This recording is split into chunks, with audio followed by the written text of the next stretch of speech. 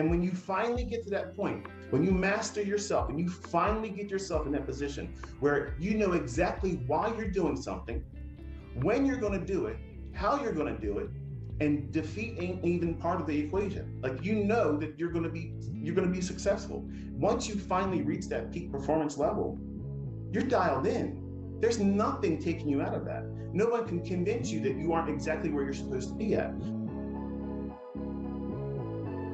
When it comes to legalized bank robbing, I'm the best. I'm going long in this breaker here. I'll take that. Going long in the order block. Make sure to take a partial here. It's almost like it's random. Stop above the balanced price range. That's a breakaway gap. This fair value gap should stay open. It's a breakaway gap. This is a breakaway gap, but this fair value gap here will take us higher. And thank you very much. Just like clockwork.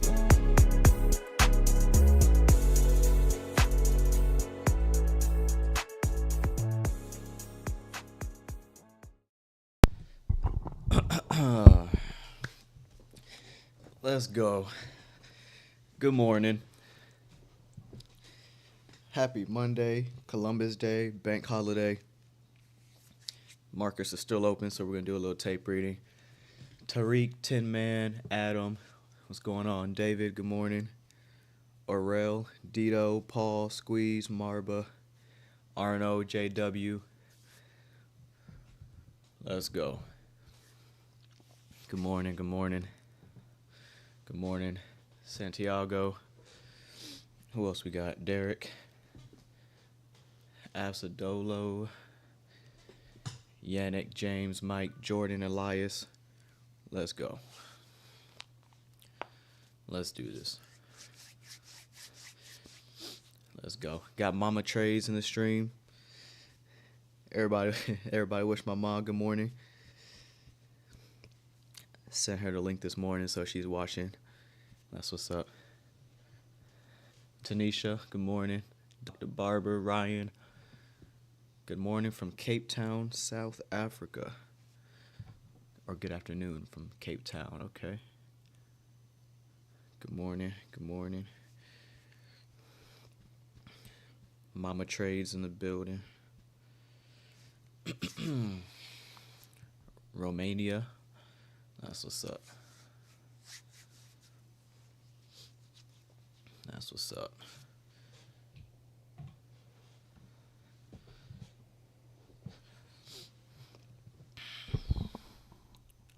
Yeah, Asia was decent.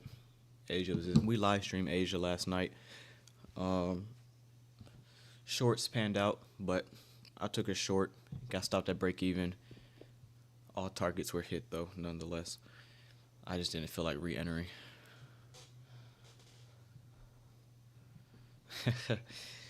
We still live, Timothy. No days off. We still out here. We still out here.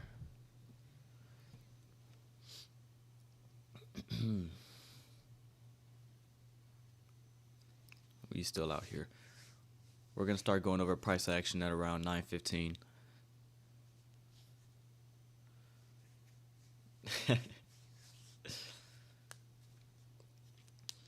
Yeah, that first entry in Asia,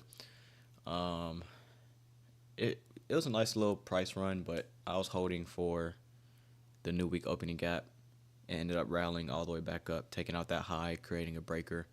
But I wasn't trying to take two trades during Asia on Sunday, so I just let NASDAQ do what it wants to do.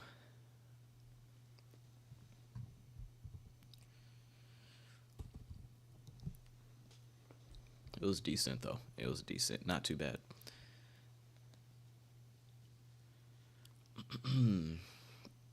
Jakarta? What is that? Good morning, good evening from Jakarta. What is that? Jakarta? Jakarta? I've never heard of that. Yeah, we're going to go over price in about 5 minutes. Let everybody get in here first. Walk this thing through.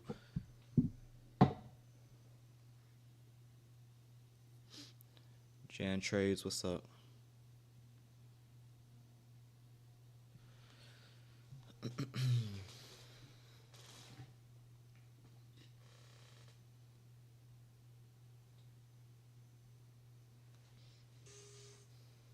Good afternoon, good afternoon. NQ going to the moon.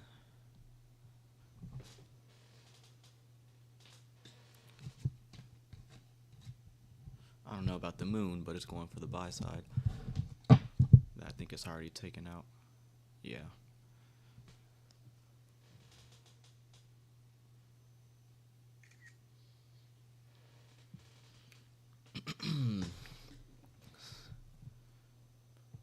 Somalia. I do not trade on bank holidays. I do not. I am live trading tomorrow, though.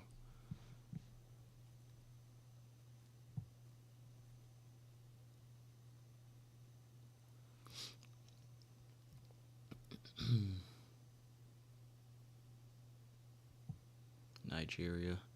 That's what's up. All right, let's go ahead and get started. I don't want to waste any time. So, the Joker was good. The Joker, a lot of people said that movie was bad. I liked it. It was different because it was more of like some kind of, it was like a musical, but I mean, like it had a story behind it. Like when they were singing and all that, it was telling a story and it was like flashbacks and stuff. So it was different. I think the first one was better, but a lot of people bashing it. I don't think they got the concept of the movie. But I liked it. It's different. Because a lot of people wanted like it to be like the first one, where it's like a lot of action, Joker being the Joker, and it's like that's what they wanted, but they went a different route as far as storytelling with music and using like the songs to go back and like talk about his life and like how he's feeling internally. They used that like through music. I liked it. It was cool. People were like saying it was trash, garbage. I just think they didn't get what they were trying to do with the movie. But I liked it. It was good. It was good. All right, so let's go. We're going to go over the higher time frame, break down the dollar index, the indices, euro, dollar, gold, and then we'll be on the 1 minute chart or 5 minute chart for NASDAQ around 9:30. So let's start off. Pablo, I'm doing good, thank you. Hopefully you're doing well. Clear my desk off real quick.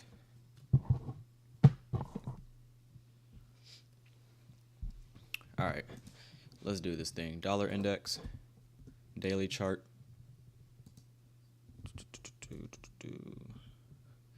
So dollar index and NASDAQ looking bullish. Okay, this is dollar index's daily candle. And here is the NASDAQ. Typical characteristic on a day like today when we have a bank holiday. Usually I want to see market symmetry, which is higher NASDAQ, lower dollar. But today you can see that we're getting the exact opposite. They're moving in the same direction. Classic signature of a bank holiday.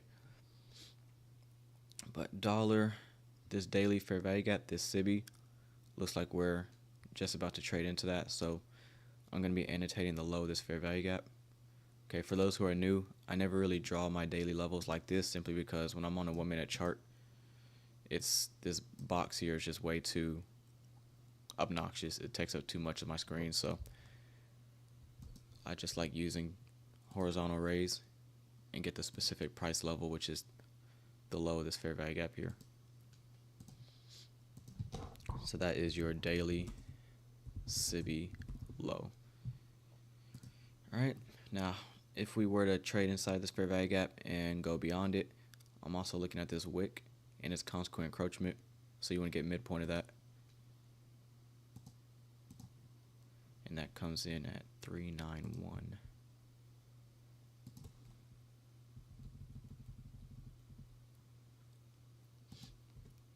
All right. Consequent encroachment. And that is your daily premium wick. Consequent encroachment. And then of course you have the buy side above this high should we get really animated. But I'm not demanding this today.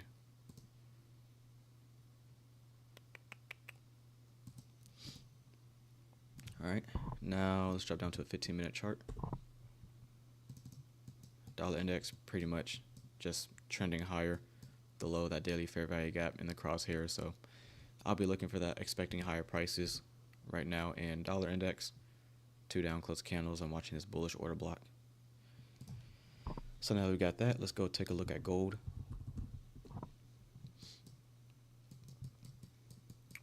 All right, gold trading inside this fair value gap here. So I'm going to annotate the high of it. And that is your daily BISI, buy side imbalance, sell side inefficiency high.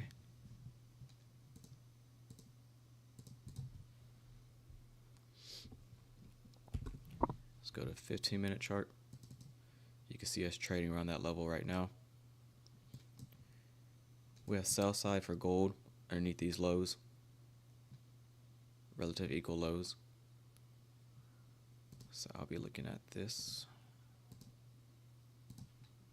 See if NASDAQ can reach that. But notice how we have all these bodies here. Okay, whenever you're aiming for sell side, but all the bodies are more or less staying in the same spot, but we have a lot of wicks. Okay, you always want to take a partial, or at least look to aim for that lowest closing price in the swing low, which is a rejection block, because all the bodies, okay, the bulk of the volume is in the bodies of the candles. The wicks just do the damage. So if you were to trade down, it's very reasonable for price to just tap the rejection block and not take out the sell side. So just something to be mindful of.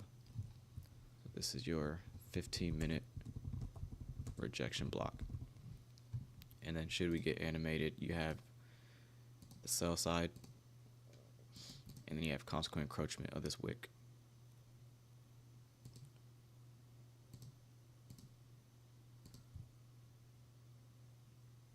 Five, 6, 3.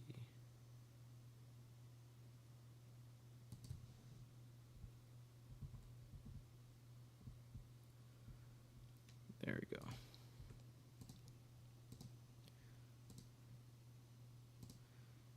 So whoever's trading gold, I'm looking for lower prices, looking for a sell side and the rejection block. So that is your 15-minute discount wick consequent encroachment.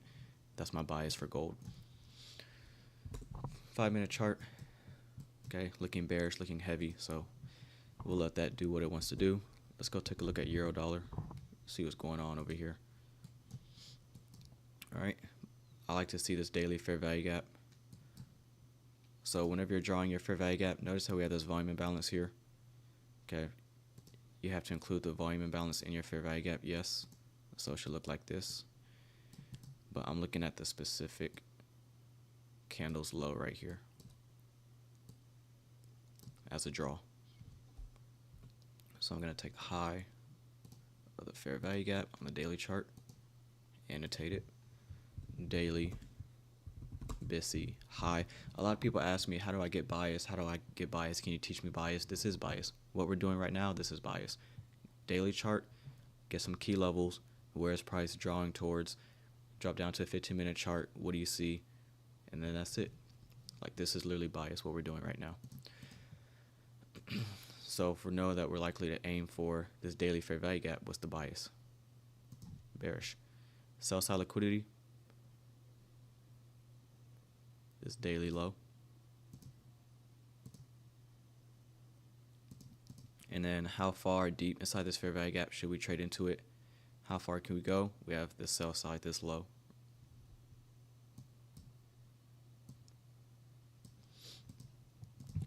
I'm gonna answer all y'all's questions once we finish this analysis. I want to be on the 1-minute chart by NASDAQ by the time we get to 9:30. So I'm trying to get through this. All right, so bearish on euro dollar, looking for lower prices. Not too much to go over there. Let's take a quick glance at the Dow. Dow trading near all-time highs. We have our current new week opening gap. There. And that's pretty much all we have to work with as far as the Dow. Trading near all-time highs, so there's not a lot of key levels to work with. Let's go to a 15-minute chart. All right, trading at the low of the new week opening gap. I'm watching to see if we get above it, close above it, then I'll be looking for the buy side above this high. But I'm watching to see what Dow wants to do here. And obviously all these things can change at the open in the next 12 minutes. So any bias that I form with NASDAQ, S&P, Dow, kind of take them with a grain of salt, because I would like to see what we do at the open and that opening range. Let's look at ES. S&P trading at all-time highs as well, so there's nothing really to draw on ES other than this previous day's high and our current new week opening gap. Those are really the only daily levels that we can work with. Daily chart. All All right, and we're just in no man's land, so it's just a matter of seeing how far does S&P want to go. But notice where we are. Okay, we cover this in the Discord and the webinars all the time. Midnight opening price is all the way down here. 8:30 opening price is here. So we're in a premium. I would like to see lower prices this morning for S&P. Oops, not that one. Because everybody's going to chase is going higher at the open, which is exactly what I want. All right, so S&P is just trading at all-time highs. Nothing really to go over there. Let's take a look at the NASDAQ. Weekly chart.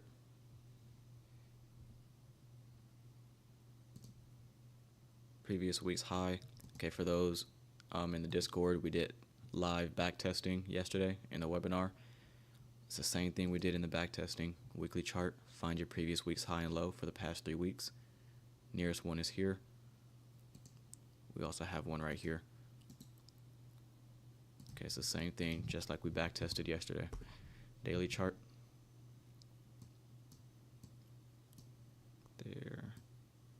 There. Now, how far above this high should NASDAQ continue to rally? How far above this high can we trade to? 2 consecutive up-close candles. It's a bearish order block before this rotation lower. I'm looking at the low of it. So right here. So that is your daily bearish order block low. And I also want to see if we want to trade to the opening price, which is the change in the state of delivery.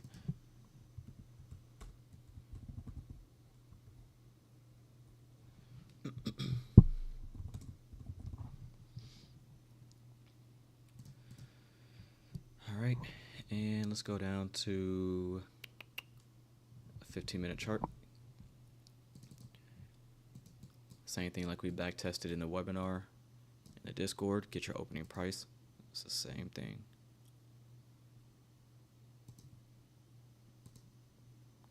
Midnight opening price. Your opening price at 8:30.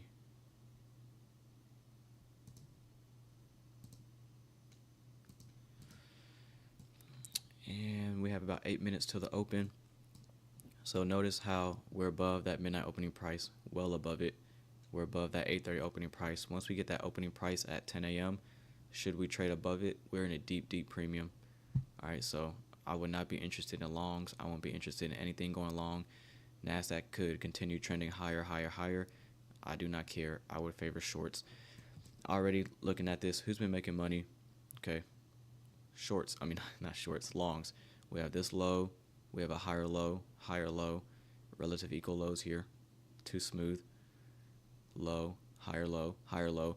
So if we were to open up here at 9:30 and trade up, what is retail thinking? We're going higher, we're ripping higher, going to the moon, right? That's what they always say, we're going to the moon. These lows are way too clean, and we haven't ran on any sell side. So I like the idea of people chasing it, going higher at the open, and then we tap premium arrays like the order block. Consequent encroachment of the wick would be about right here, and then you have the opening price here. So I like the idea of us opening higher at a premium, trading up into premium arrays, get everybody chasing it, going long, and then look for a rotation lower because we're in a deep premium above the midnight open and above that opening price at 8:30. So we're going to chill here on a 5-minute chart till we get to the open. And again, I'm not interested in anything going higher. Could NASDAQ rally 100, 200 handles higher? Absolutely, that can happen. I just wouldn't care for it, and I wouldn't care about being in that move. All right, let's see what the chat talking about.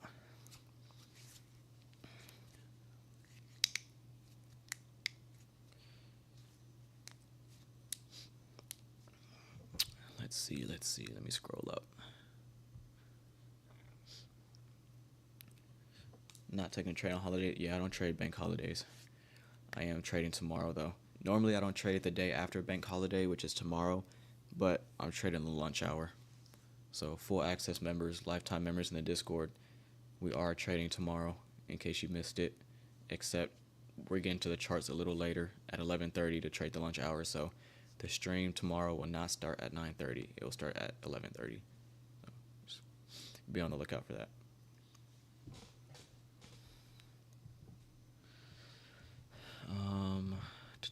Shortcuts to note our chart. Can you give us some shortcuts to note our chart? Some shortcuts? Not sure what you mean. How's your daily order block? Because you're looking at the continuous contract. The continuous contract and the December contract is a little different.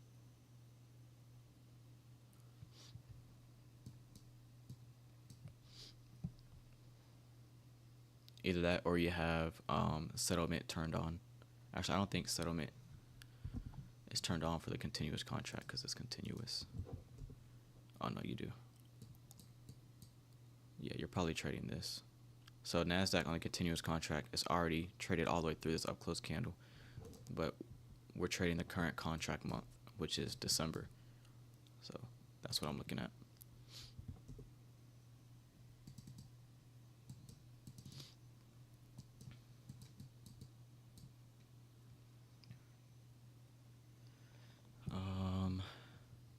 Why no trades? The day after a bank holiday can be a little muddy. It could be a little bit more difficult, a little fuzzy. So normally I don't trade, or at least let me rephrase that. The morning session after a bank holiday can be a little bit more difficult because it's just a little bit more spotty. But the lunch hour and the PM session, usually it cleans up by then. So that's why we're trading the lunch hour and we're skipping the morning session.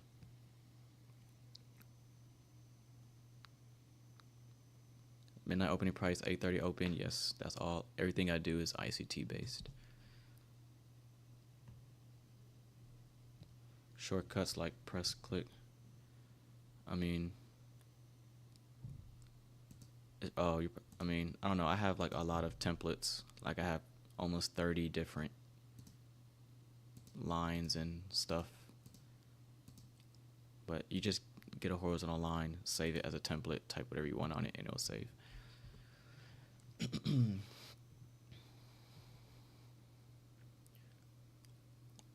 Premium discount. Right now we're in a deep premium because we're above, way above the midnight open, and we're above the 8:30 open, and we're likely to gap higher at the open. Deep premium, deep premium, really expensive.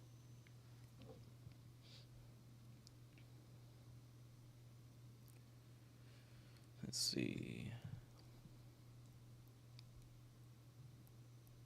If trading micros, I would do all the analysis on the micro contract. Like when I trade micros, all my analysis is on the micro. I'll look at the mini contract just for reference a little bit, but my focus is on the asset that I'm trading.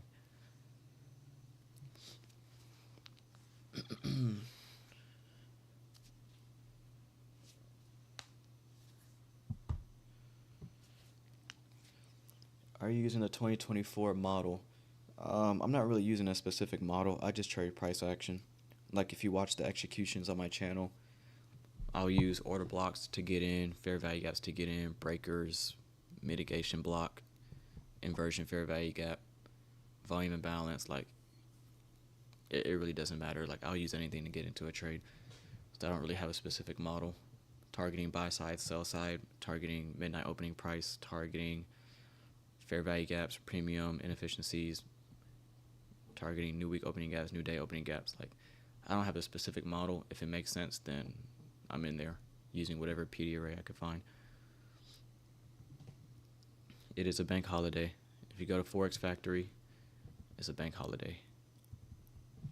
It is Columbus Day. For those who don't live in the States, it is Columbus Day, or Indigenous Day, and however you say that word.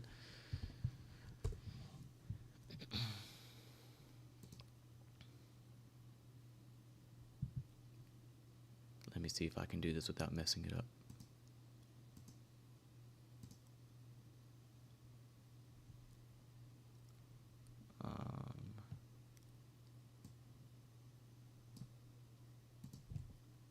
There we go. So Monday, bank holiday. Okay.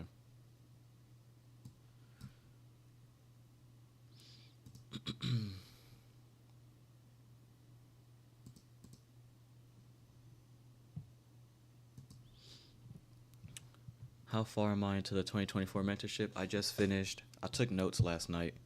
I just finished the September 4th one. I'm like a month behind, or like a month in a week. I just finished his lecture on September 4th, so the next one that he did after that is like 4 hours long, so that one's going to take me a couple of days to finish. It's like a little over 4 hours. But yeah, the next notes I share in the Discord will probably be the one that's after this 4-hour one I'm about to do. All right, so it's 9:30, just opened up. So look at this. I mean, at this point, this is like too easy to see what we're gonna do, but we open at a deep premium at 9:30. Okay, we have a higher gap opening, a premium open. We're above the 8:30 open, above the midnight open. If we were to trade higher, everybody's chasing it going long because they're gonna see this open and they're gonna say, oh, we're gonna have a really trending day. We're going up, going to the moon. So I want to see us work higher from here. It's fine if we trade down into the opening range gap, maybe the upper quadrant, maybe consequent encroachment, but I like to see us just pump up from here, get everybody chasing it, and I'll set the stage for lower prices later in the morning. So I really like this, how we're opening at a premium.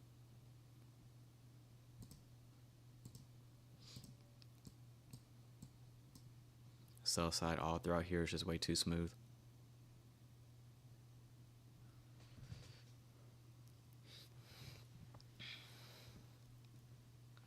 Yes, I heard of him. ICT student, I've heard of him.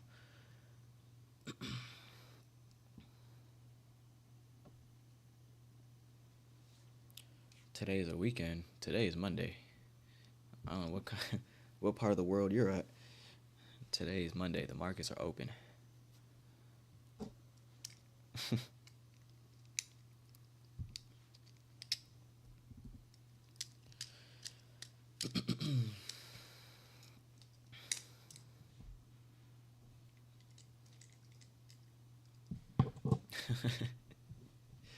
You must be in a whole different time zone.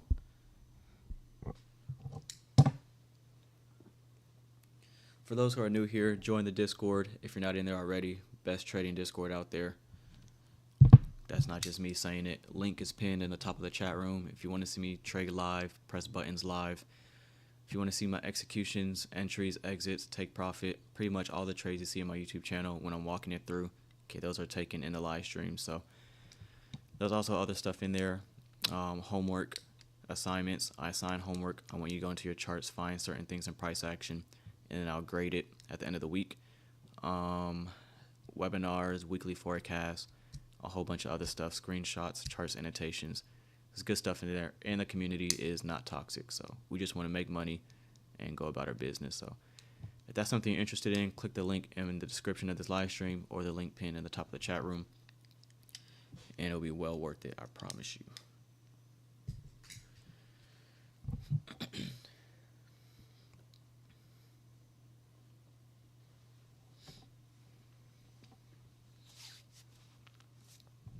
Let's see.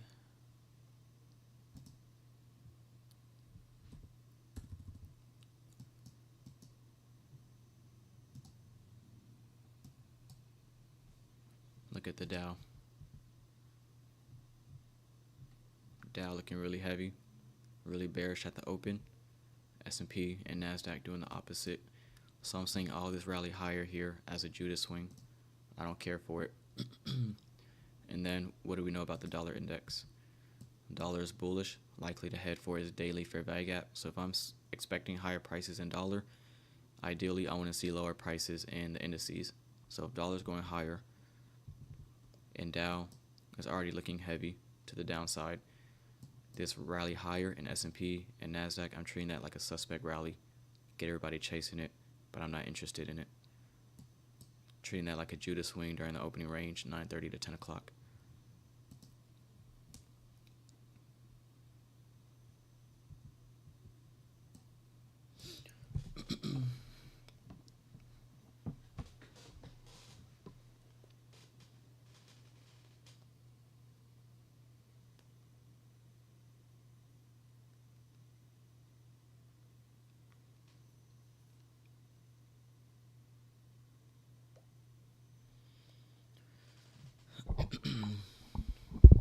Suspect rally, Judas swing, same thing.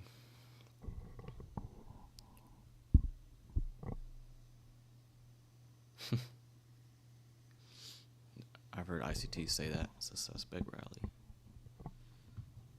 So the low, that daily order block, want to see if we can trade up into that.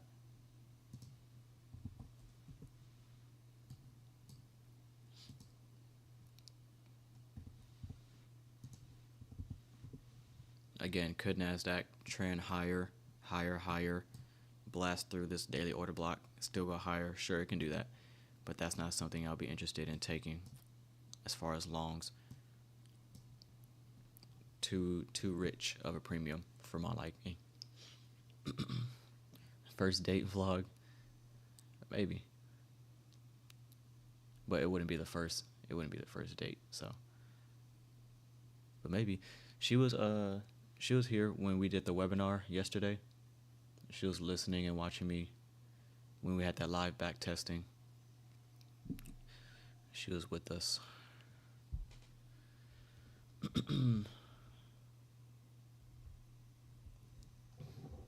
All right, so there's the low, that daily order block.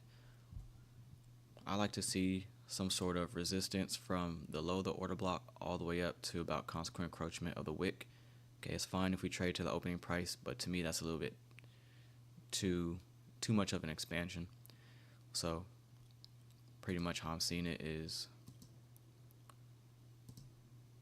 in this region here. I'm watching to see if there's any sensitivity, if there's any sort of resistance. I guess it's easier just do it like this, huh? So the order block starts with this candle's low. It's these two consecutive up close candles. So this wick from the opening price all the way down to the low.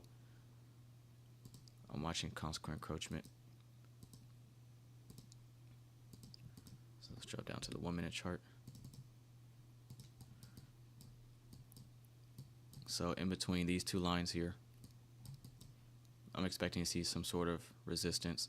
It's fine if we trade up to the opening price, no big deal, but that's too much of a premium. So I'm watching this here.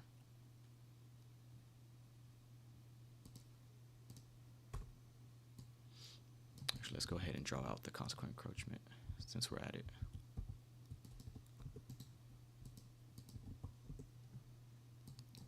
So that comes in at 641 even.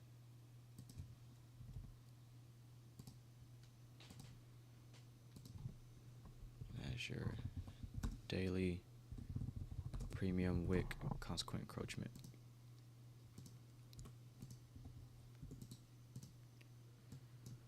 All right, 1 minute chart here. First presentation, fair value gap. We do not have one yet. So you want to draw out that first fair value gap that forms after 9:31 a.m. So far, we don't have a fair value gap.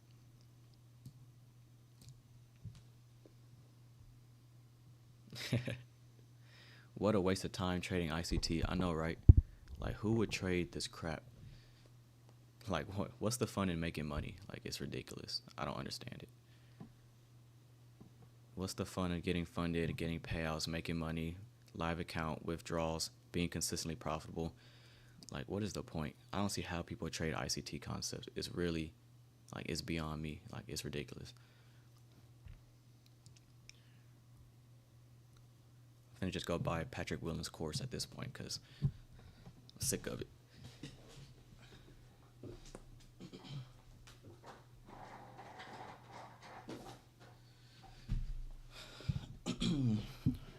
While we're on the topic, though, mentorship, 30 spots open, 2025 mentorship.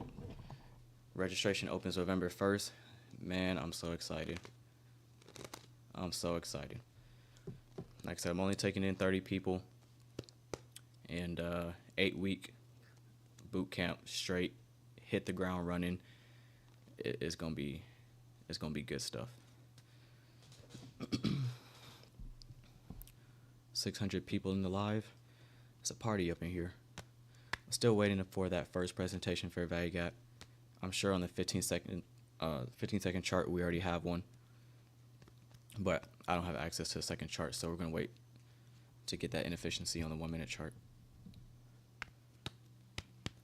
How much? $1,000. The mentorship 8-week program is $1,000 one-time payment, and the first class kicks off January 6, 2025.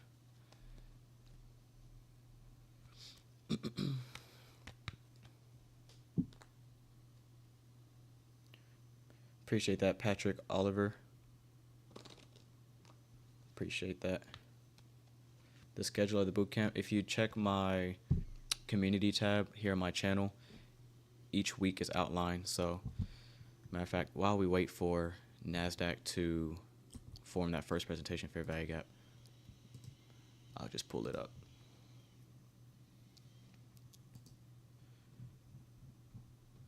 But I like that reaction off the order block. Very nice.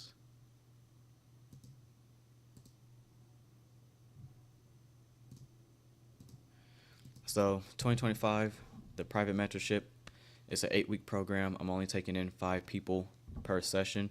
So every 8 weeks, I'm only taking in 5 people because I want it to be really close, really personal, really just kind of one-on-one classroom-based environment. So 8-week program. We're going to run down this real quick. I don't want to spend too much time on it, but the first week, price action fundamentals, how to read true order flow. Okay, we're going to go over the very basics, how to stay on side of the market, basic order flow stuff, direction, and all that stuff.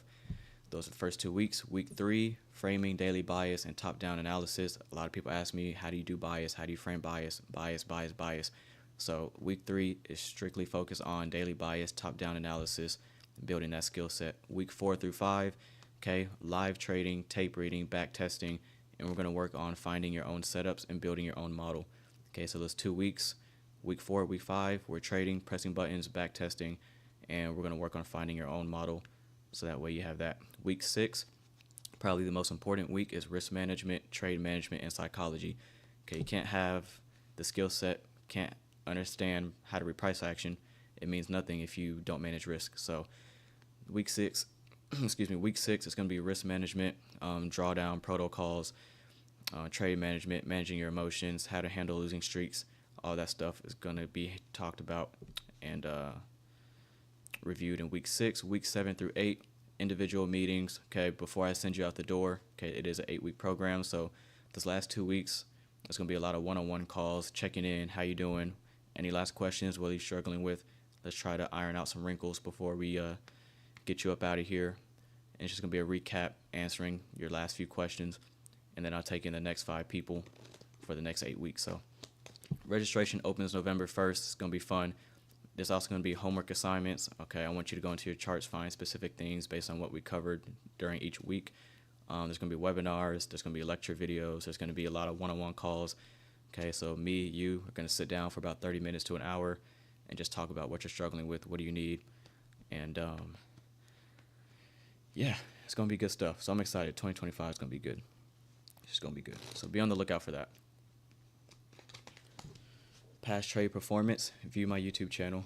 All the trades I take are on my YouTube channel. I live stream every day, Monday through Friday. Sometimes we live stream Asia.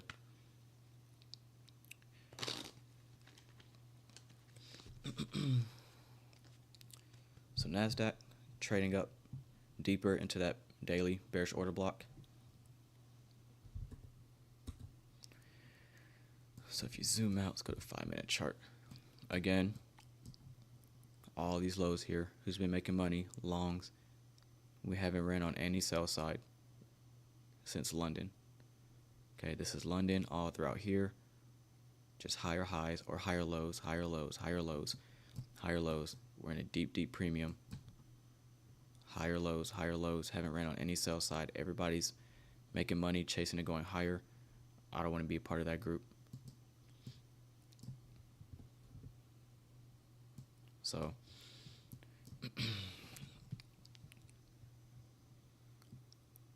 so far we still don't have that first presentation fair value gap.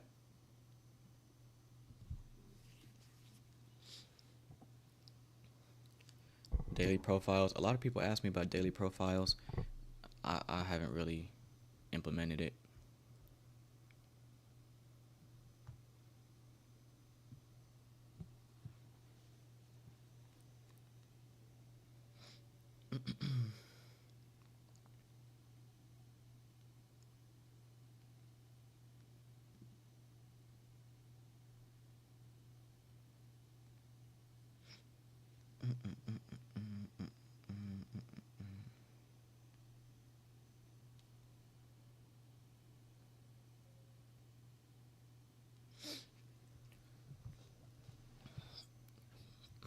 All right, so there's your first presentation, fair value gap.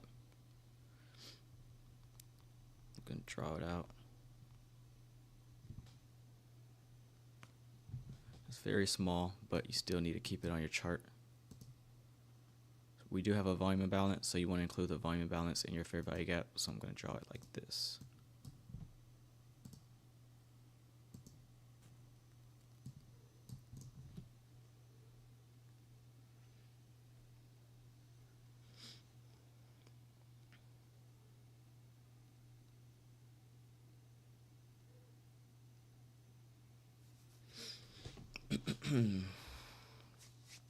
The single trade, what single trade was the turning point? I mean, it wasn't one single thing that happened.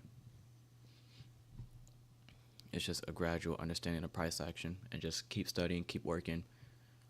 I talked about that in the latest vlog that I posted about having that aha moment, that turning point.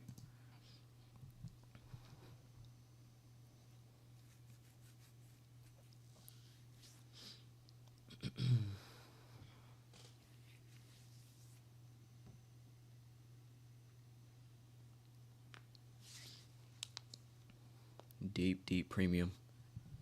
Deep premium. Very expensive on the day.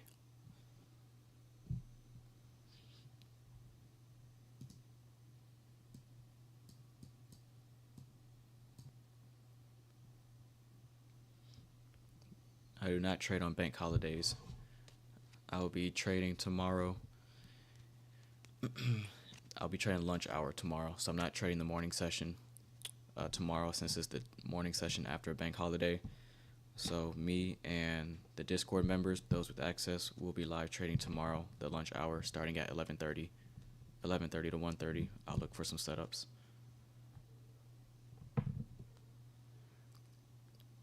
I aim for 3% a week. I just updated my trading plan in Discord, and I updated my risk management, my profit targets, and added my whole daily process when I get to the charts, all that stuff. But 3% a week. Before, it used to be 2 to 2.5% a week, but I was hitting that pretty consistently. Like, I was done trading for the week by Tuesday, Wednesday. So I bumped it up a little bit, aiming for 3% a week now, which is 12% a month or so. Live funds. Yes, the lunch hour. If the Discord link isn't working, it's probably not available in your country. I can't do anything about it, unfortunately.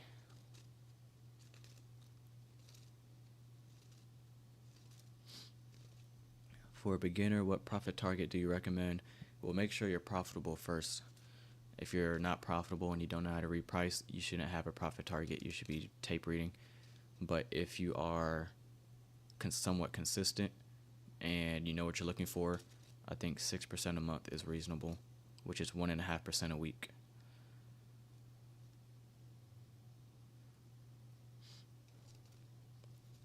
One and a half % a week if you're brand new, but you kind of know what you're doing.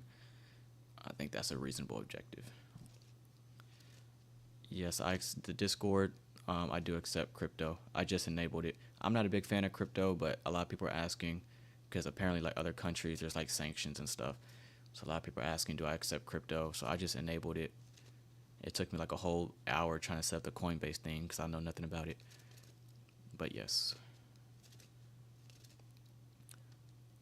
So NASDAQ just about reached that consequent encroachment of the wick of the daily order block.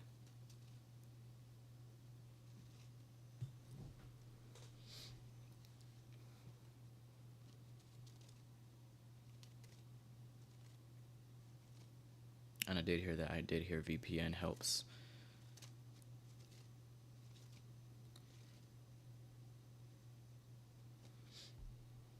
Yes, we're just tape reading. We're just walking the market down. We're going to stay on for a while, probably till like 12. But I don't trade I don't trade bank holidays, and I don't trade publicly anyway. I only trade and press buttons and show my executions real time and all that for Discord members. It's a little treat for them. So consequent encroachment of that wick, and then you have the opening price of the order block right here, which is the most sensitive.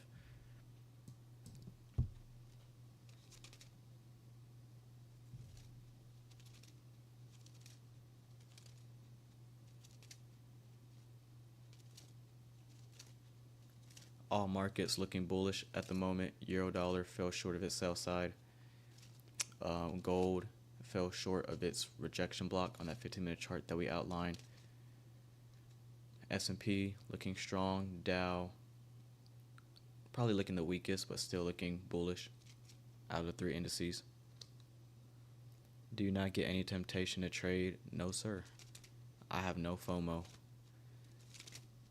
FOMO does not exist here. NASDAQ can rally 500 handles. It could be the cleanest setup to ever exist, and I would not feel any type of way if I don't take it, because the market is algorithmic. It's controlled by an algorithm. It's rigged. It's AI. So why would I feel some type of way about missing a setup when the same thing's going to happen tomorrow and next week and the week after and next month and next year? There's nothing to worry about.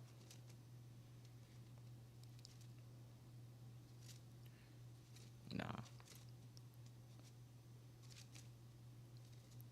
But I mean, there was a time, obviously, when I was working to become profitable and I was studying. Yeah, I had all that stuff. FOMO, greed, impatience, like all that stuff. Andy knows there's 2 things we don't chase. I'm going to wait to see if the OGs really remember the rest of the saying. 2 things we don't chase. Only the day ones in Discord know what I'm talking about.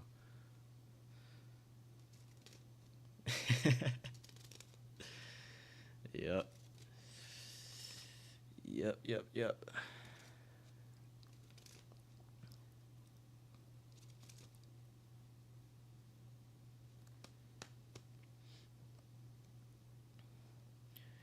Women in price. I good here talking like that. Yeah. I mean, patience, it's just, I always describe it like patience and discipline and all that. It's just, it's a muscle. Like, that's how I always describe it. Just like you go to the gym, you're working on your biceps, your tries, back, chest. Like, you constantly have to work out those muscles to build it, get it stronger for it to grow. Discipline and all that, it's the same thing. It's the same thing. Like, if you want to build discipline, if you want to build patience, you have to work on it. When you get to the markets, you have to force yourself to be disciplined, force yourself to be patient. It may be hard in the beginning, but it's like, that's the only way you build that muscle. You have to do it consistently. And then over time, it's just going to be like right now, I'm not feeling any type of way. I don't feel any type of way about not being in long down here. I don't care if NASDAQ does something like this and shoots up to the moon. I don't care about that.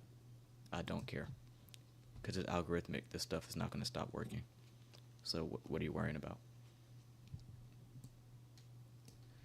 I trade personal funds, broker, trade station. Somebody always asks, what's your broker? What's your broker? I trade live funds with TradeStation. I don't care for prop firms.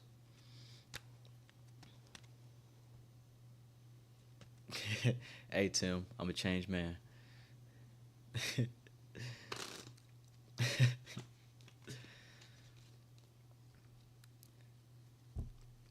It is cuffing season, though. Weather getting a little chilly outside.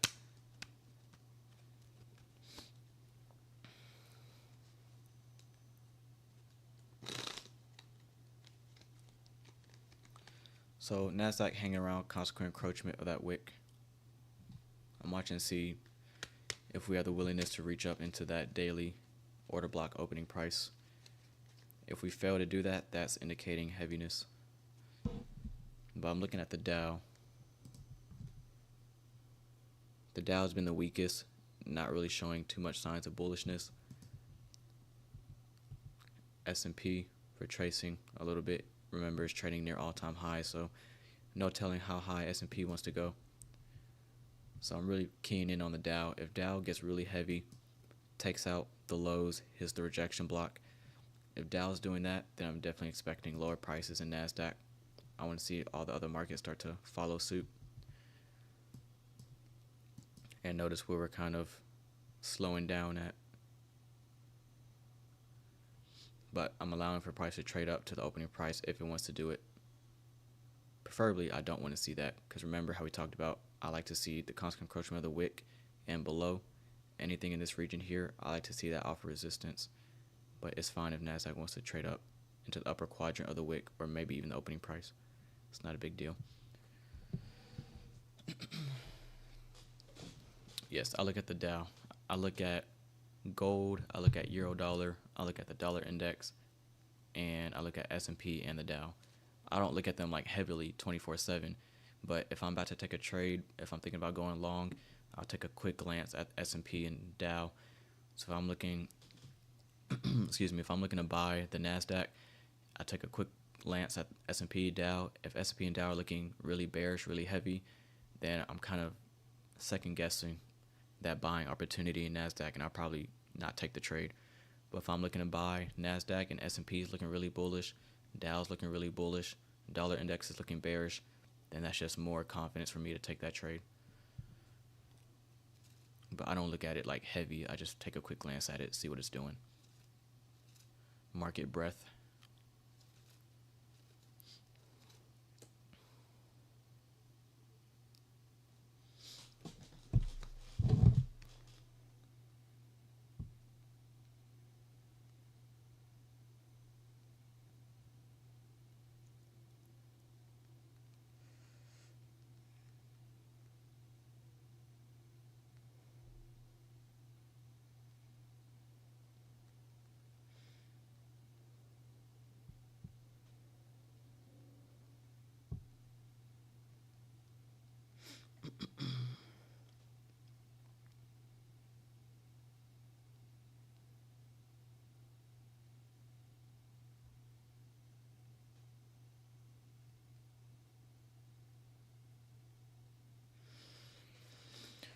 Risk per trade, 1 to 2%.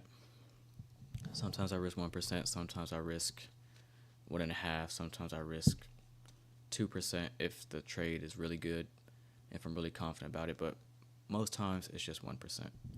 Aiming for 3% a week now.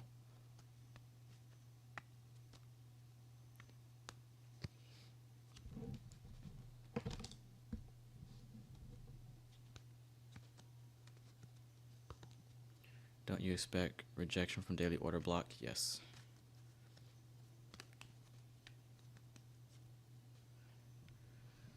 Somebody asked where I'm getting the order block from. Daily chart. 2 consecutive up close candles here before rotating lower. Opening price all the way down to the low. The wick is the start of the order block. The opening price is the most sensitive. So that's what I have on my chart.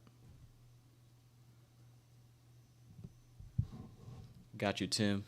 Appreciate you tuning in. Have a good one.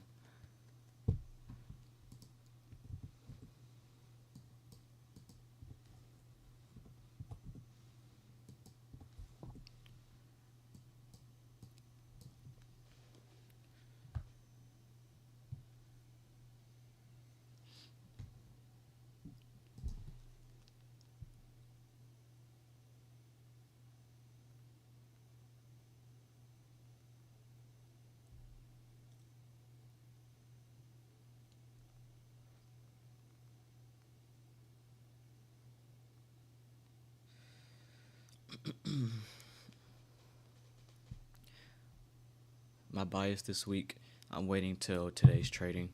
So in the Discord, I don't send out the weekly forecast typically till after Monday's trading. Since I don't trade Mondays, I like to let that day do whatever it wants to do. And then I'll send out my bias and key levels I'm looking at for different markets Tuesday before the opening bell. But I don't form a bias. I try not to form a bias before Monday because I don't care for Monday, so I just use that day as insight.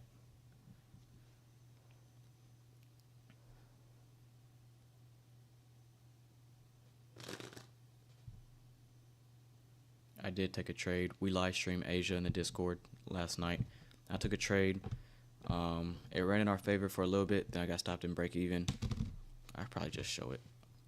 I'm not logged into my broker, but nah, screw it. Where's it at?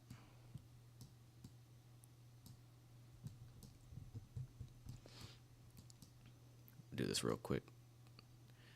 This is what we did in the live stream last night. So this is your new week opening gap. Okay. I went short using this up close candle, stop loss above consequent encroachment of this wick. So just eyeballing it. And I was aiming for a consequent encroachment of the new week opening gap. Okay, short, ran in our favor a little bit, moved my stop to break even. Got stopped in break even. It cleared out this high. And then consequent encroachment of the new week opening gap hit. I also talked about the lower quadrant. I wanted to see that tagged. Boom. And then we also highlighted the equal lows, the sell side, initial sell side. Boom. So a little bit of profit, but got stopped out in break even, and I didn't care for a re-entry. So, but a lot of people in the Discord participated in this move, and then I also sent out this breaker setup here.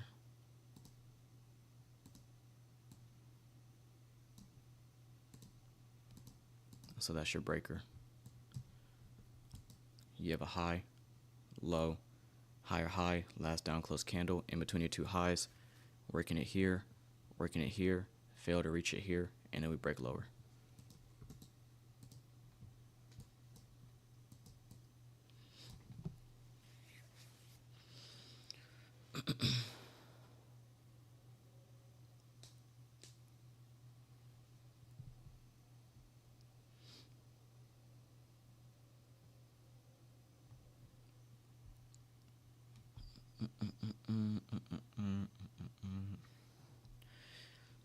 I like lower prices in NASDAQ simply because we're in a deep premium.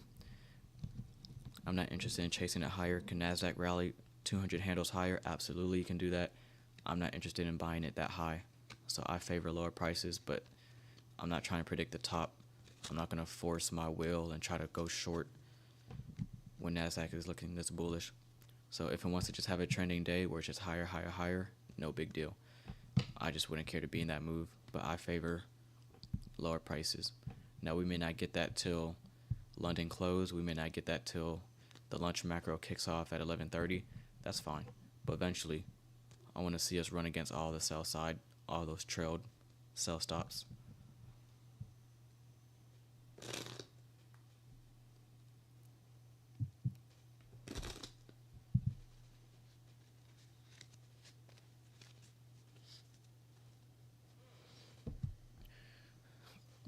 You guys are only seeing the 1 minute chart, but I have NASDAQ 5-minute chart pulled up. I have a separate monitor I'm looking at with 4 different screens. But I have a 5-minute chart on NASDAQ pulled up. I have a 15-minute chart. I have a daily chart for NASDAQ. And I'm looking at a 15-minute chart for dollar. And then I have another tab where I have euro dollar. Matter of fact, I'll just show y'all. I forgot I could just drag it over. So this is what I have on my separate monitor. Daily chart for NASDAQ. I keep a 5-minute chart down here. This should be a NASDAQ 15-minute chart.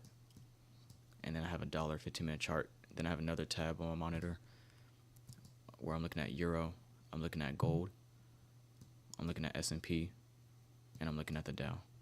But I keep that on a separate screen.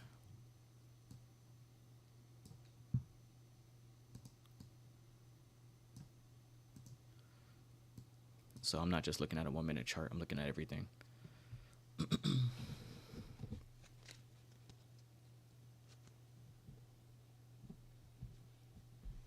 Now this fair value gap, should we trade to it? I'm watching to see if we can disrespect consequent encroachment. That signs of heaviness, should we do that? So whenever I'm in a trade, for those who watch me trade live, you know, if I'm in a long, you'll hear me say, I want to see this fair value gap stay open. I want to see us respect consequent encroachment and stay above it. I want to see the lower half stay unfilled.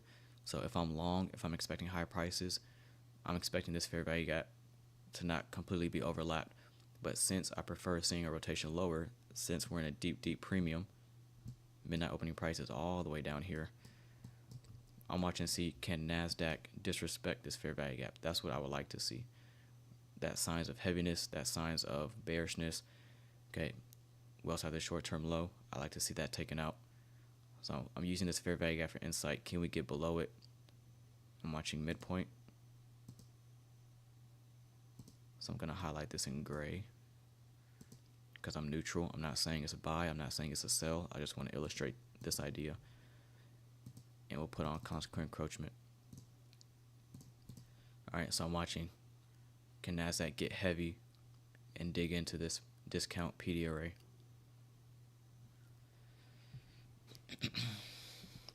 Now, if we take out this low, so far we failed to we failed to trade to the opening price of that bearish order block. That failure to reach up into that level, if we break lower, start to displace lower, taking out short-term lows, that is bearish, that is really heavy because NASDAQ is showing an unwillingness to trade to that opening price. So that's something we covered in the webinars a while ago, failure to reach certain price levels. Okay, just missed it, and then we're getting this here. I'm watching to see, can we completely overlap this fair value gap? Can we close past consequent encroachment? Because that's signs of heaviness, which is what I want to look for. Sell side, if you get your opening range from 9:30 to 10 o'clock.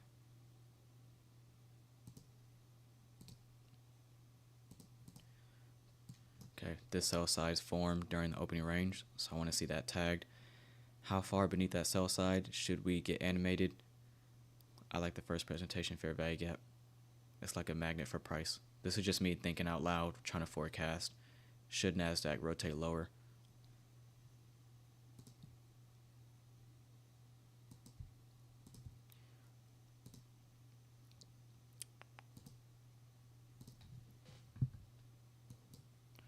And should we take out this low? Preferably, I like to see it done with a lot of speed. I don't want to see us just kind of wick below it and then retrace higher. I don't want to treat this run on sell side as a turtle soup. I like to see us blast through it aggressively, a lot of speed, and try to make a run for this first presentation fair value gap. So should we take out this low? Not saying it's going to happen, but should we do it? Preferably, I like to see a lot of speed there.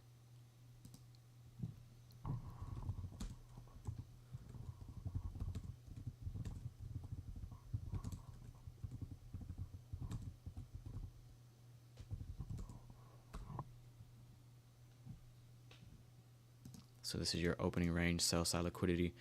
Everybody who chased price, everybody who chased price going higher in those first 30 minutes, that sell side is here. I'm watching to see if we could run against them.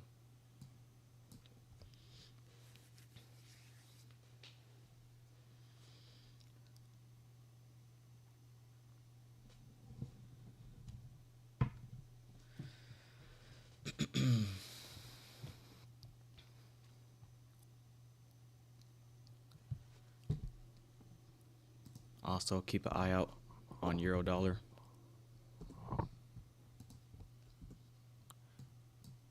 That sell side we outlined. Yesterday's low, or Thursday's low rather.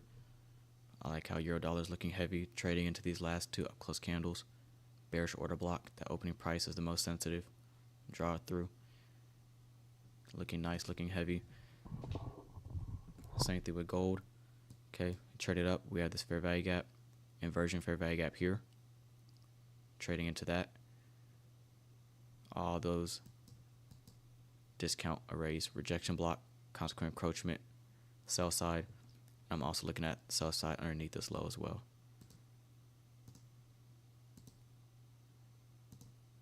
There you go.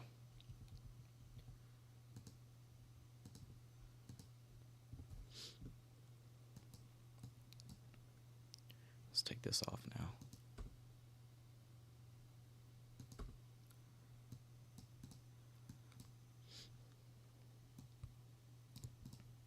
So what do we form here now?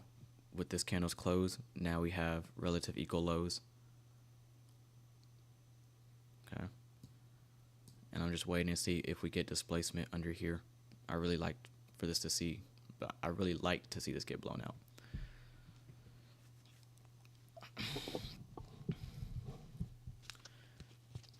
But I like how euro's looking heavy. I like how gold is looking really heavy, really bearish.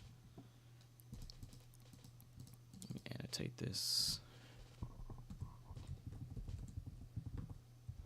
I like to see speed underneath this, because if NASDAQ is still really bullish, what it will do a lot of times is it will take out this low and then retrace higher with a lot of speed, a lot of energy, and pretty much just treat it as a run on sell stops just to go higher. So I don't want to see us do something like this. Okay, I want us to maintain heaviness underneath this low, which is why I want to see a lot of speed and aggression, and see if we can head to that first presentation fair value gap. So I'm watching this. Bitcoin, don't ever mention Bitcoin. We don't care about Bitcoin. All right, so taking out that low, I'm using this as insight. Do we stay heavy? Do we stay strong to the downside? Do we stay bearish? We have a small little imbalance here. I want us to run on through that. I don't want to see any reaction. I don't want that to take us higher. I want us to just blast through that like a hot knife through butter, effortless. So I'm watching.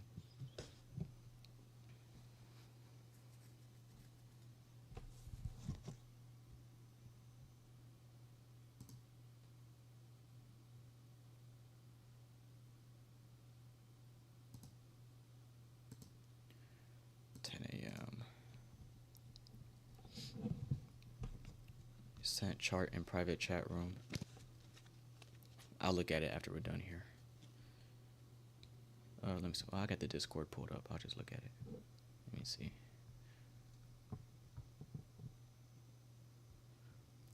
Oh yeah, if you're using Top Step to like analyze your chart, I've heard a lot of people say Top Step X or whatever. Like when they try to draw their new day opening gaps, new week opening gaps, it's not accurate. So, I mean, there's prop firms for you, but if you're charting, I'll just use regular TradingView data or whatever. But there's too much funny business going on with the prop firms and all that, so that's something you gotta be mindful of.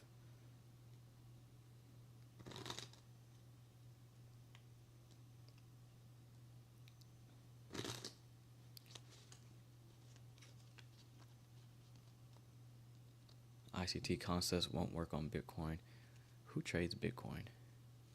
Why? Just why? Save your money.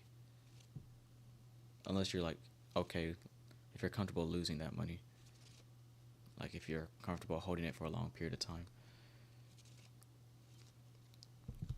Okay, I like how the bodies stop right at the low of this fair value gap. I like to see that act as inversion. 2 up close candles. Bearish order block. I'm still looking for more speed underneath this low. This wick below it's not really convincing. I like to see something stronger, something faster than that. And again, my focus, my draw is that first presentation fair value gap. Should we trade down here? Not saying that we are, but should we trade down here? I'll be watching to see how we react.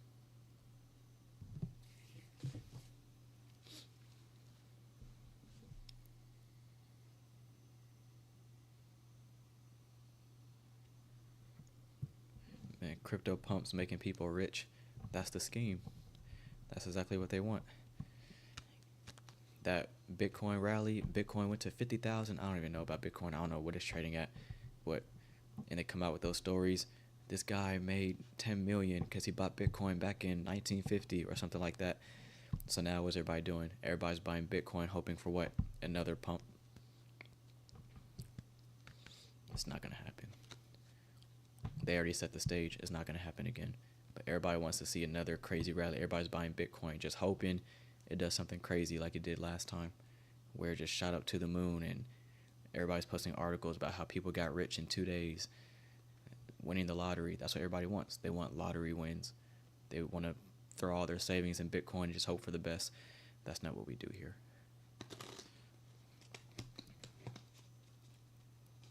But that's just me. That's just my thought process.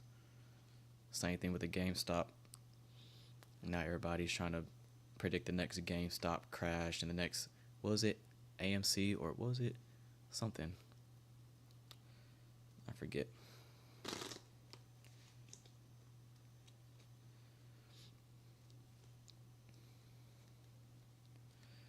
So I'm watching to see if this fair value gap can be treated as inversion, meaning I like for it to be treated as resistance.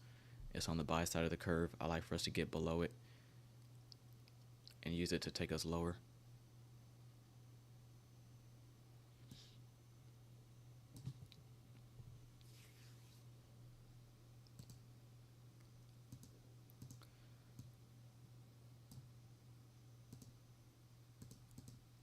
Just like we did here with this BISI.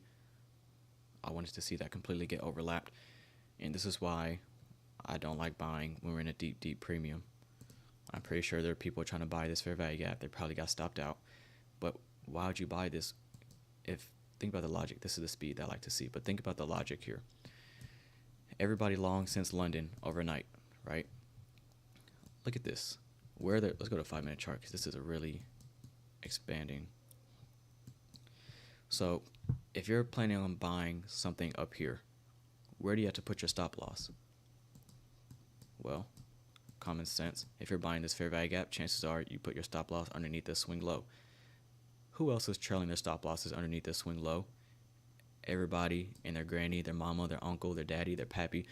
Everybody's trailing their stop losses right where you're putting yours at. Is that a good idea? Probably not. 5-minute chart. Trailing stop losses here, trailing stop losses here.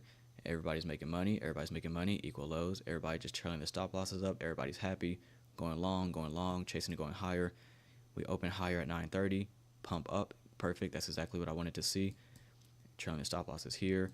So if you're trying to buy something all the way up here and you're putting your stop here, that's where everybody else is putting their stop losses.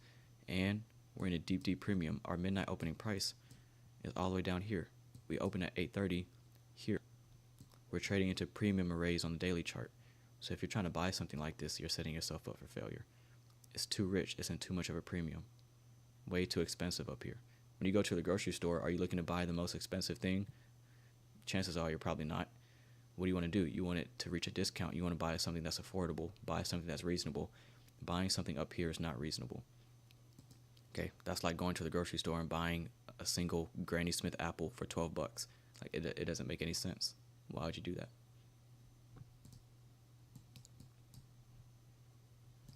There's your first presentation fair value gap, just as outlined. I'm mad TradingView took away the little confetti celebration thing. I don't know why they took it off, but there it is. Delivered like gangbusters, exactly. Now I'm watching to see, trading back down to this first presentation fair value gap. I'm watching, do we get below it, treat it as resistance. We have sell side here, and we have this old area of liquidity. This is your previous week's high on the weekly chart. Remember, we went to the weekly and we put on the previous week's high and low for the last 3 weeks, which is here and here. If we go back down to a 1-minute chart, that level is down here. But I'm not demanding that. Okay, this simple run lower. Say NASDAQ was still bullish. Say NASDAQ still wanted to go higher. Taking out sell side, I like that. In my opinion, if NASDAQ wanted to go higher, this is enough of a retracement. This is enough of a sell stop run for a continuation. So now that we trade down to the first presentation fair value gap, I'm watching to see, do we want to work higher and continue higher, or do we stay heavy, stay bearish, and want to make a run for sell side and sell side? Preferably, I still like the sell side.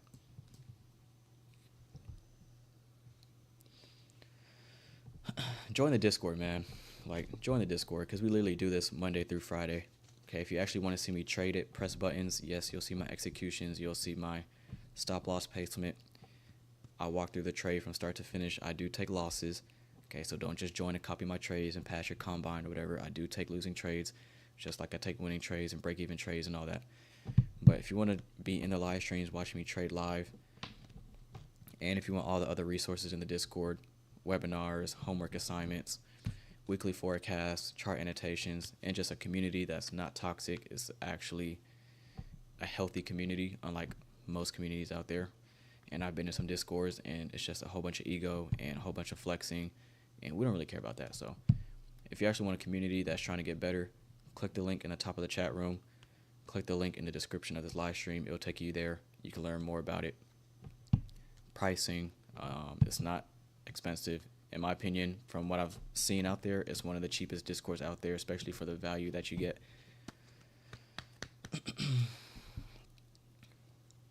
So join it. I'll give you a nice warm welcome, and I promise it'll improve your trading. And I'm active in there, so if you want to get in contact with me, if you want to chat it up, I'm literally active in the Discord pretty much 24/7. Like, I barely sleep. I'm always answering questions and engaging with everybody in there, so.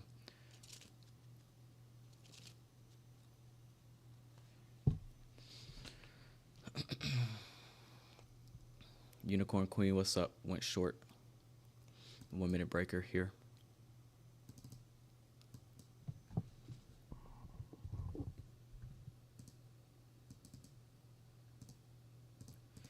I like to see NASDAQ make a run for the sell side. All the sell side formed during the opening range. I like to see us run against it, but I'm not demanding it. This run, taking out that short-term low, trading back down to the first presentation fair value gap, like that's enough for me. That's what I wanted to see. But this low here, I still like to see that taken. But again, I'm not demanding it. That first presentation fair value gap, if you remember me saying, how far beneath the sell side can we go? If we're trading down and we're going to take out this low, how far can NASDAQ go? Well, first presentation fair value gap. You can see us tapping consequent encroachment, and now we're tracing. So breaker setup, like Unicorn Queen said, bearish breaker, inversion fair value gap. Okay, that could be a short targeting what? First presentation, and you could be done for the day just trading that. With the logic being, we're not looking for higher prices because we're in too much of a premium. So you can trust that NASDAQ is likely to see a retracement like this. And then we talked about the failure to reach the opening price of that daily bearish order block. We traded up, traded up, traded up. Couldn't even get up there. That's weakness, that's heaviness, that's bearish.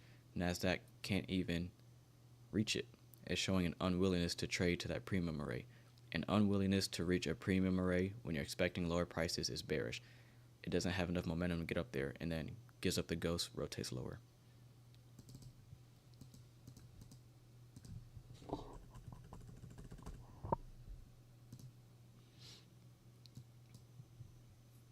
Where does this short setup form? Consequent encroachment of that daily bearish order block wick.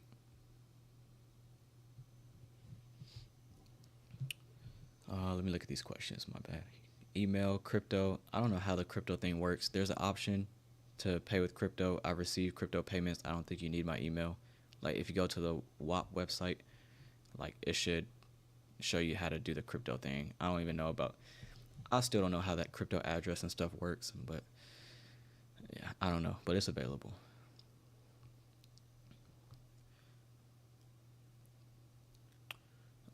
Let's see. Rod Wave.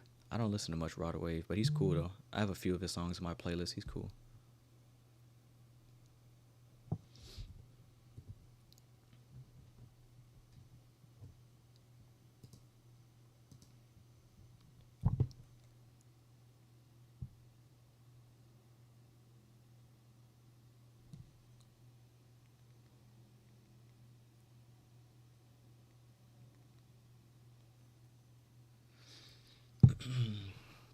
I'm old school. I listen to a lot of just like old school R&B, like jazz, like a lot of 90s R&B. I listen to rap and all that, but by far and large, I much rather have some classic jazz, relaxing, just good for the soul. Like, literally, the title of my playlist is called For the Soul. Just music that's good for the soul. You know what I mean? Like, if I'm back testing and studying, I don't need 21 Savage in my ear talking about he's gonna come and kill my mama. Like, I don't, like, that's not what I'm, like, you know what I mean? Like, that's, nah. Now, if I'm working out or something, like I'm in the gym, then yeah, I got some rap playing, getting hype, getting turned and all that. But like, if I'm just chilling on a day-to-day, I'm having peaceful R&B music playing. Like, you know what I mean? Like, I'm doing laundry and I got Gunna talking about he gonna kidnap me and do all this kind of crazy stuff. It's like, I'm good, bro. That's not the kind of energy I'm on right now. Some jazz. I like Frank Sinatra. I like this isn't jazz, but I like Anthony Hamilton. I like who else I got? A lot of the '90s R&B. Pulling up my playlist. Let's see. Sometimes in the Asia stream, like last night during Asia, I was playing some music because, like Asia, that time window, I really just be chilling. So we're just listening to music, waiting for a setup. Charlie Wilson, Mary J. Blige. I love Jaheim. I got some Kanye in there. Usher, gotta have that. Grover Washington, Neo. Who else? Fantasia. I got some Nelly. I got a lot of Jaheim in here. Who else? Coco Jones, Tyrese. I got Tyrese, Anthony Hamilton, Bobby V. People like that. My name is Charlie. Last name Wilson. I was wondering if I can take you out, show you a good time, invite you to my house. You know what I mean? Stuff like that. It just make you feel good. So we'll go ahead and adjust this so you can see the retracement off that first presentation. Let's go ahead and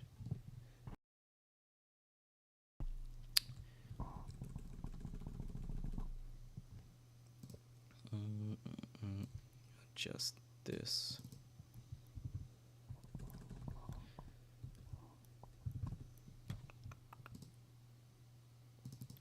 Nope. There we go. And we'll do this. Trading back up to consequent encroachment of that wick.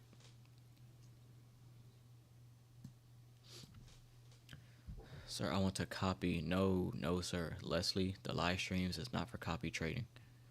It is not for copy trading. Please do not join the Discord just to copy my trades. You're going to lose money. You're going to make money. But at the end of the day, the purpose of the live streams is just to grow your understanding of price action.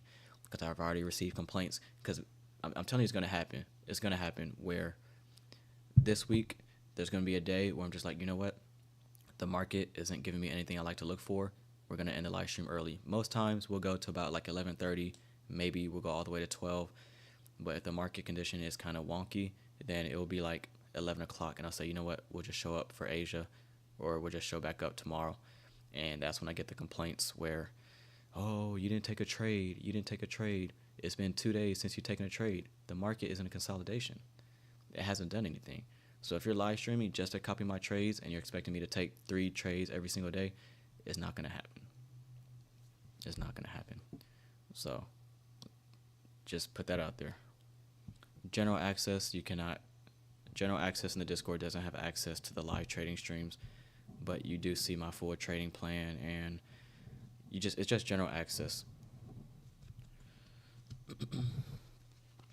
But as far as my broker, I use TradeStation, but don't just ICT is using AMP futures, AMP, but please don't copy my trades. Like, that short-term gain and profits is not worth you not learning anything in price action.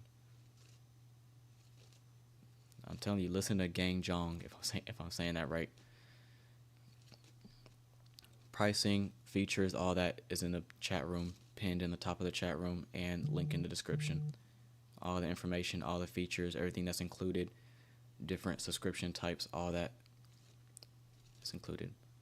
And I get a lot of questions, and we're gonna take a break from the Discord because I sound like a salesman, but the difference between full access and the lifetime access, they both include the same thing. They include live trading streams, they include everything. Okay, all the features in the Discord. The full access is just a monthly subscription. So you're paying every month. If you just want to be in there for 1 month or 2 months or whatever, that's what the full access is for. It's a monthly payment.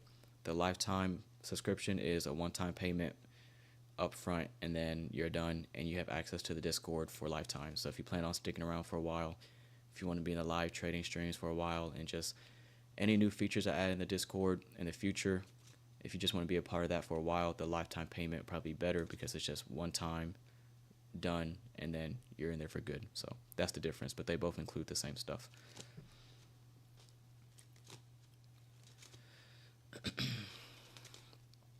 So now that NASDAQ has taken out a short-term low, well, let me just look at other markets before I get to talking.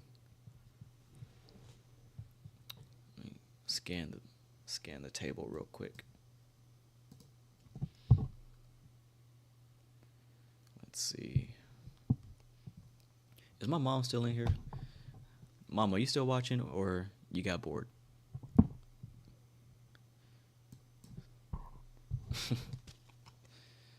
She don't be typing in the chat room, but I'm curious to see if she's still watching. W mom facts. Let me see. Dollar index looks like it still may want to reach 4. Let me see.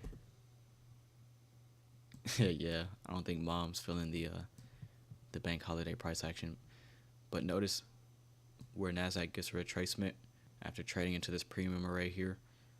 That's when you can see us coming off that high so far in the daily candle.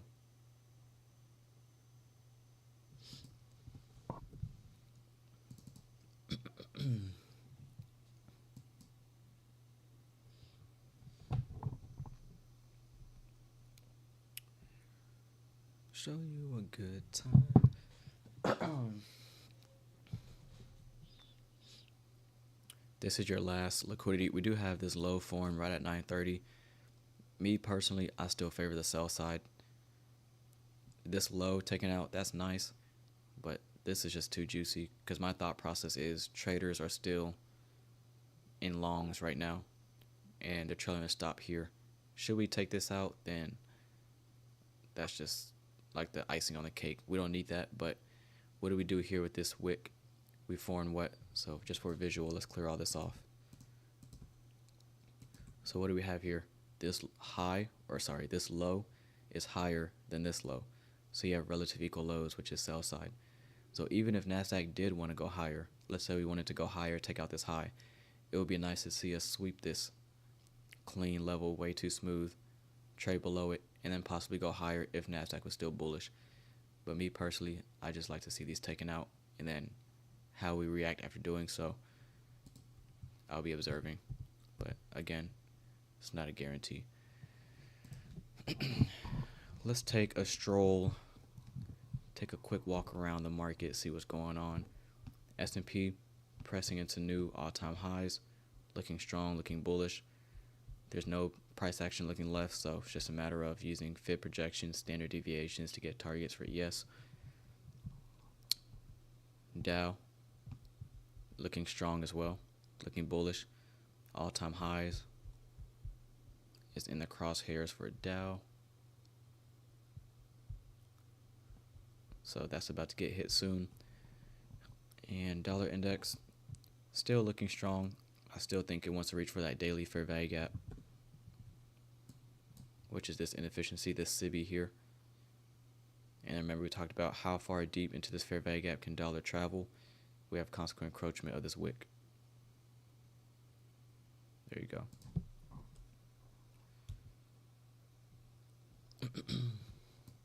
Oh, there she is. Oh, Mama Trey's still in here. There she is. Just checking, Ma. Just checking. You were getting a little quiet over there. I didn't know if you tuned out. So let's see.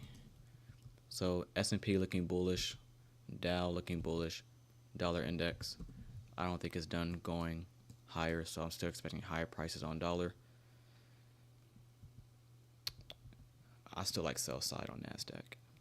But again, we don't need that. Body stopping, up close candle, bearish order block. On the 5-minute chart, I'm watching mean threshold. So what I like to do, we have a fair value gap with the up close candle. I take the entire range of the order block, get midpoint, that's mean threshold, and I'm watching, do the body stay beneath it? Do we trade above it? Do we respect it? Do we fail to reach mean threshold, which is something I prefer to see? So I'm watching midpoint of this up close candle, which comes in at 653.75. And then we do have this SIBI that we traded into. Let's go down to a 1 minute chart. And let's put all this back on.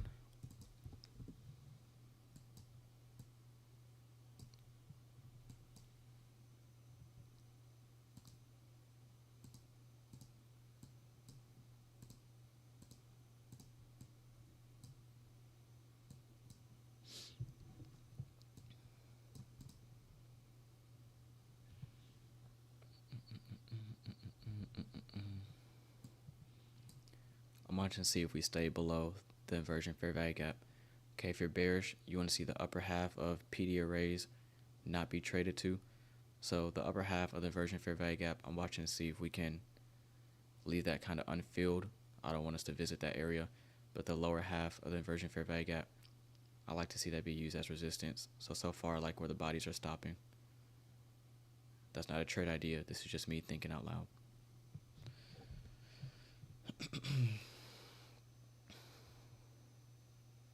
Mama trying to get that check.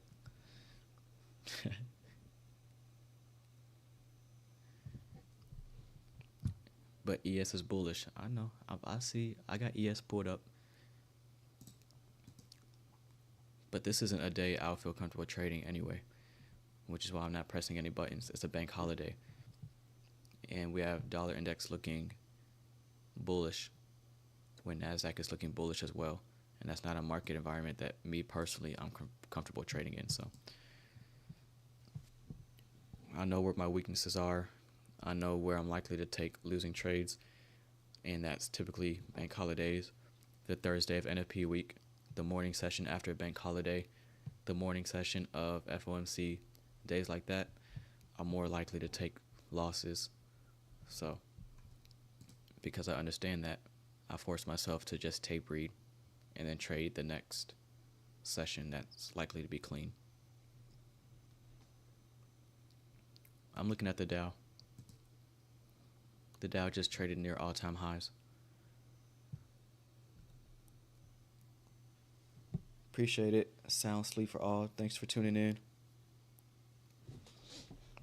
How'd you manage trading, school, having a job? Well, I got fired from my job and I just went full-time. That's a whole like story time vlog video in itself. But I was working, I don't know, what was that like? I got fired in May, I think. May, June, July, August, September, October. So I've been full time for about 5 months or so. And yeah, so I gotta make a whole nother video about that. I get that question a lot, but it wasn't expected. But I mean, it's going really well, so why did I get fired? Not important. Not important. It was over some foolishness. I didn't do nothing crazy. It was just nonsense. But I believe it happened for a reason, so I'm glad I did.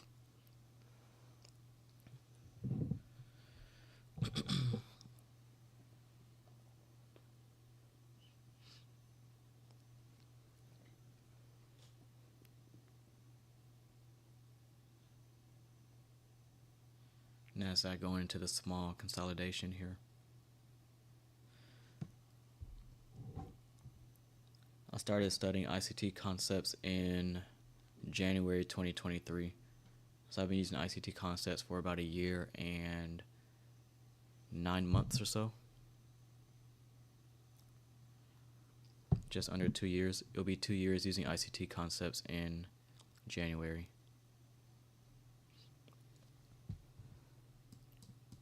See that? Perfect consequent encroachment.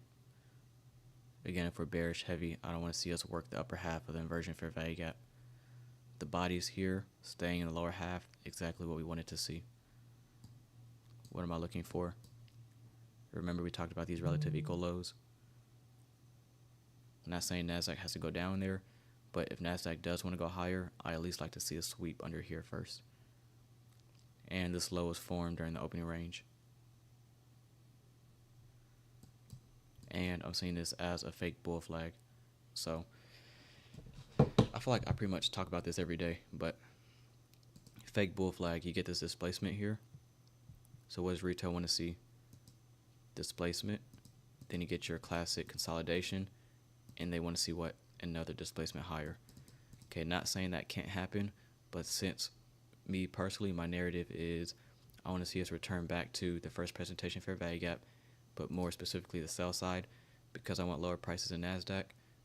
I kind of want to fade this retail bull flag, so I don't want to see displacement, consolidation, displacement. I want to see displacement, consolidation, and roll over the top of them like this. That's what I want to see.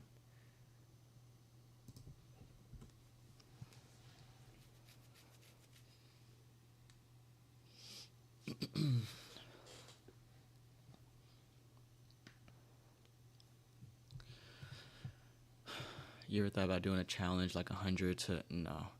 I mean, I'm not really a big fan of flipping accounts. Like, I'm real, because I'm not in a rush. Like, I don't want to go through the stress of trying to turn $10 into $1 million or something crazy like that. Like, I'm in no rush. I mean, it might be cool for content, but like, I'm just not a fan of over leveraging. Like, if I have $500, I'm not trying to risk 250 of that. Like, it's just, I don't be gambling like that. So, not really interested in it as of right now. I'm very much just slow and steady. Take it one day at a time. And then, yeah. What's your goal in the future for trading? I want to join the Robbins Cup, and I want to win it. Not I want to win it, but I will win it 1 year for sure. I'll be in the Robbins Cup. Maybe 2025 or 2026, but definitely want to win the Robbins Cup. And then, obviously, grow the Discord, grow the YouTube channel. Eventually, I'll hit 100,000 subscribers. So if you're not subscribed and this is your first time watching, please subscribe. It'll be much appreciated. Larry Williams, he's up there. Larry Williams' record is up there. But once ICT beats that record, then maybe I'll go for it. I know that's going to trigger some people. That's why I said it. But yeah, I want to win the Robbins Cup. I want to grow the YouTube channel to 100,000 subscribers. I want to get a play button. 10,000 members in the Discord would be a huge milestone. I remember at the beginning of the year, I had 3 people in there, including myself, which is crazy. And I was so excited. I got my first 2 people to join the Discord, and now it's at almost 2,000. It's crazy.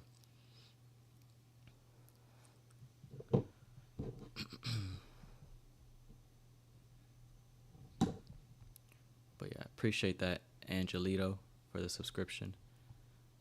Appreciate it. Definitely looking to hit 10K subs by the end of the year. We might get it by November. I did trade Asia today. We did, earlier in the stream, we went over the Asia trade I took. We took it in the Discord privately. It was a break-even trade. It ran in our favor for a little bit, and then I got stopped at break-even. Ended up taking out the high and then broke lower.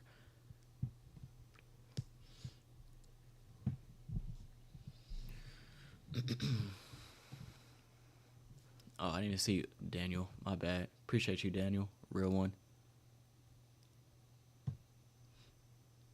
All the subscribers, constant viewers, consistent viewers, those who like, comment, share. Y'all some real ones. I appreciate y'all. I love making videos.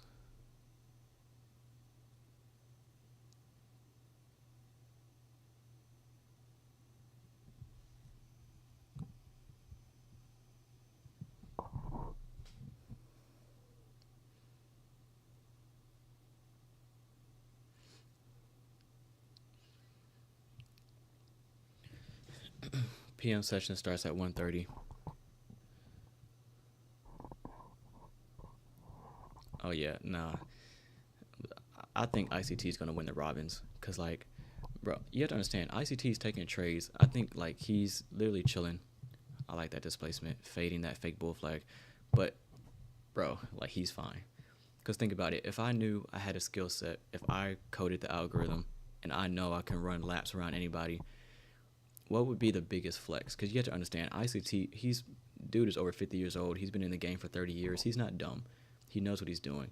And notice when he came back to Twitter and started talking mess in the last half or the last quarter of the year. He was quiet on Twitter all year until about the last quarter. Now he pops up on Twitter and he's poking everybody, getting everybody's attention. He's getting everybody pissed off, getting everybody hyped up. He's mentioning the Robins Cup in his live streams. He knows what he's doing. And he dropped his account balance down to 900 on purpose. He literally said it. It was bait and nobody took it. Well, technically everybody took it, but it's like you have to understand ICT's persona. If he knows what he's doing, and he's still trading, he's posting executions on Twitter, catching crazy setups, I'm pretty sure he's not sweating it. But if I was ICT, how I would win the Robins Cup, if I knew I could do it with ease, is I would wait till the last month or so, maybe last 2 months. I wouldn't show up on the leaderboard. Because think about it, it's too easy. What if he was on the leaderboard since Dune? Like, what's the excitement in that? You got to get people talking. You got to have, stir up some doubt. Oh, he's not on the leaderboard yet. Time's running out. He's not on the leaderboard. Look, he's not even in the top 5. That's perfect. That's perfect. Perfect. Like, that's exactly what you want, because that's how I would do it. And then I'll just stay quiet, be under the radar, real cool. I'll still be pissing everybody off. I want them to talk about me. And then come November, December, I'll just shoot my account up to the number 1 spot, and everybody's jaws will be dropped. That sounds more like ICT's nature. So me personally, I think that's what he's doing. But I don't think he's worried about it. Because he even said last year, he said wait till the end of the year. He said the second half of the year, he's going to be on the leaderboard. But if you look at this, like, he's trading right now. Like, he's actually on Twitter. He's posting executions every other day. Like, he's trading. But I think he wants to do it in stunning fashion. And it's going to be so satisfying. But I could care less if he wins, or I think he's going to win, but I could care less if he doesn't or not. The Robins Cup is all year. Oh, yeah, for sure. Like, the dude, like, he knows what he's doing. He's been around the block for a while. Like, he's not dumb. Like, it's not random how he just pops up on Twitter out of nowhere near the end of the year, and he gets everybody talking, everybody chirping, and the live streams and his lectures, he's getting everybody talking. You think ICT talked about bringing his account down to $900 by accident? That stuff is planned, bro. I brought my account down to $900, which was bait. He did that on purpose, but he knows as soon as he mentions anything about the Robins Cup, what's Twitter going to do? They're going to start talking. They're going to start yapping. Did you hear ICT say? Did you hear this? Did you hear that? Exactly what he wants. And people are eating it up, but I love it. It's great marketing. I should start doing that.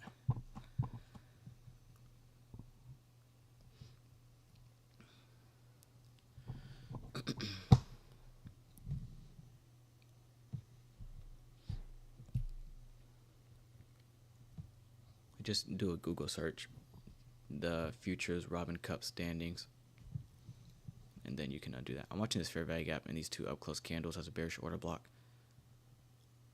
I'm watching to see if that could take us lower. I still have my eyes set on the sell side here and that first presentation fair value gap.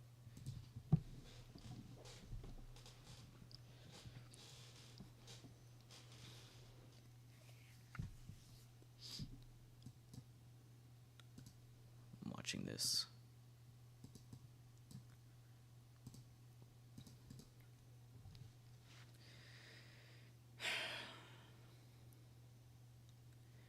Everybody wants to chase it going higher this morning.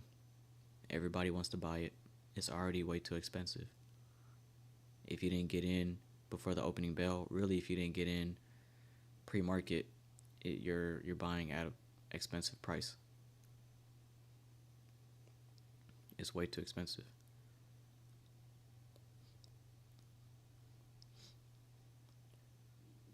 Who wants to buy a single large pepperoni pizza for $26?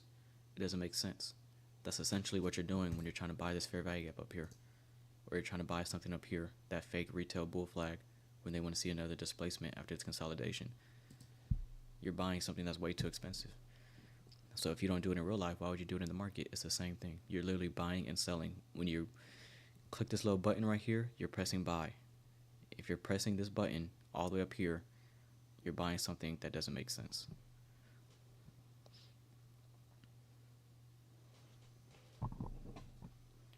Which is why we want to lower prices.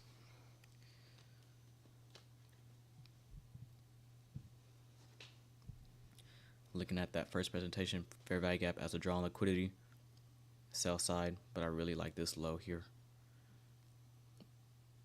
My thought process is too many traders are safe with their stop losses underneath here. Fair value gap, I like to see this stay open, treat that as a breakaway gap. If we do trade up into it, I want us to stay in the lower half. But if we're really bearish, really heavy, we should leave this open because we've already worked in this fair value gap here. So you want to see us get heavy, not even revisit this up here. It can, and if it does, the upper half should not be traded to. Breakaway gap / measuring gap. This is a masterclass today. This is fun. This is fun. Talk about the Discord. Why not? The Discord. I'm just kidding. If you want to see me trade live in the Discord, if you want to see me trade live, period, you have to join the Discord. Okay, every now and then, maybe once a week or so, I'll come out on YouTube and do like we're doing here, which is tape reading. We'll walk down price and all that. But if you actually want to see me press buttons, buy, sell, explain my stop loss, explain my entries and exits and all that stuff, we live trade Tuesday through Friday, so I'm live trading tomorrow only for the Discord members with access. And then back making money. We also have webinars every weekend. We sit on the charts for an hour, either on Saturday or Sunday. Most times it's Saturday. We'll sit over the charts, talk about certain things. I'll teach certain things in the webinars. It's like a private group session over the charts, almost like it's random. It's almost like we expected lower prices, even though everybody wanted longs all the way up here. But oh, somebody said something. I think it was Tanisha. I didn't forget about your comment.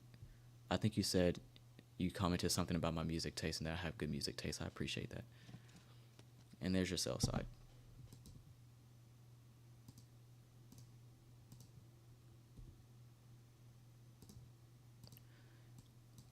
Just like we drew it up.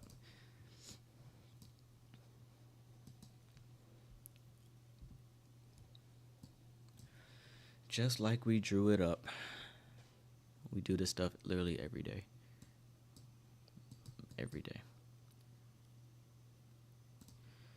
And it won't stop. No, no,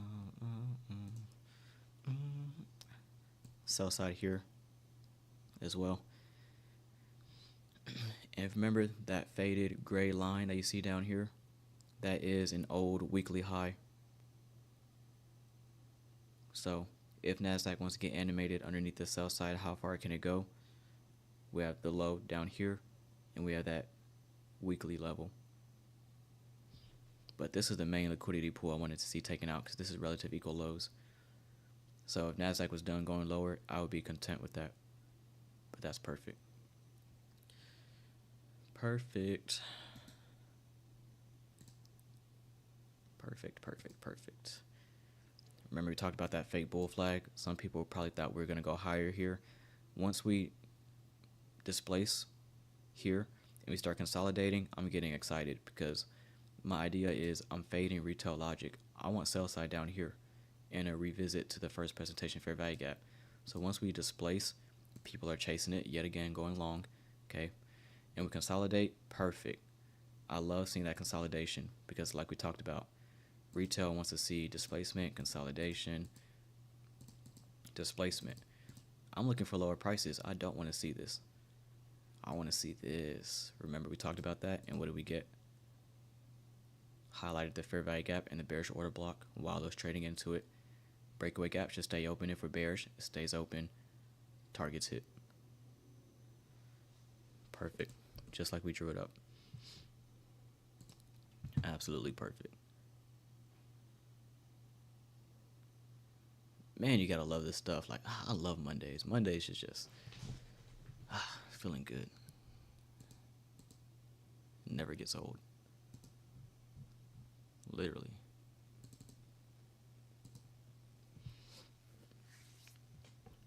Appreciate that. Purdy, Fit Club. I see some people taking dubs. And now I get a lot of questions because I don't trade Mondays. I saw somebody ask, why don't I trade Mondays? Well, for me, Mondays, in my opinion, they're a little bit more choppy, a little bit more difficult to read. So I used to only trade Mondays with news drivers. So if we had a high impact or medium impact news driver on Monday, then I would trade it. And then those days started getting a little wonky too. So I just started trading, I just took Mondays out altogether. But I like how it's set up because now every Monday I do a free stream on YouTube. So everybody who's not in the Discord, this is when I come out publicly and do a tape reading stream like we're doing here. I don't press buttons or trade it, but I just like to schedule every Monday tape reading stream, and then Tuesday through Friday I trade privately for those in the Discord. So I mean, I like Monday as far as the business model, and not trading it. So that's just me. But you could trade the lunch hour on Mondays. You can trade the PM session on a Monday, but the morning session, from my experience, tends to be a little bit more difficult. Not saying you can't trade it, but for me personally, it's just a low probability day. The daily order block. Last two up close candles. Okay, we talked about this right from the open. Whoever joined the live stream late, you might want to rewind or rewatch from the beginning. Okay, how far above the buy side can we go? Bearish order block. The opening price all the way down to the low, that entire wick is the most sensitive point. Where does NASDAQ come off this large expansion? The high forms just short of that opening price. And this is what you get here. So that's the order block.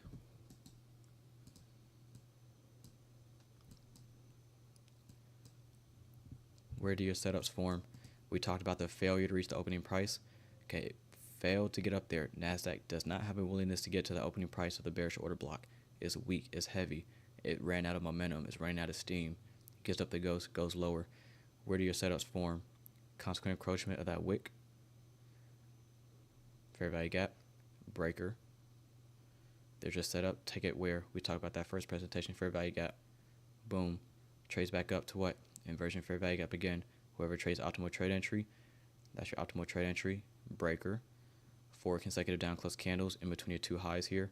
You have your high, low, higher high. Breaker, inversion fair value gap. Draw it all the way through. There's your optimal trade entry. Breakdown. Where does the setup form? Consequent encroachment of the wick on the daily chart. Breakdown. I said I was watching the order block and the fair value gap. Boom, stops on a dime.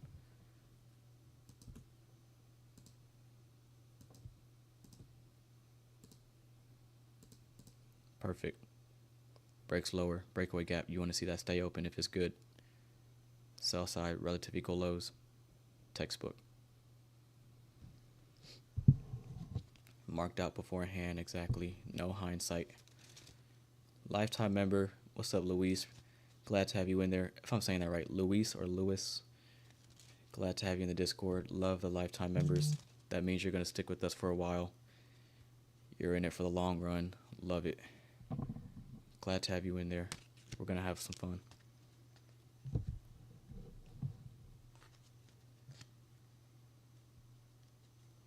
Appreciate it. CEO Cruz.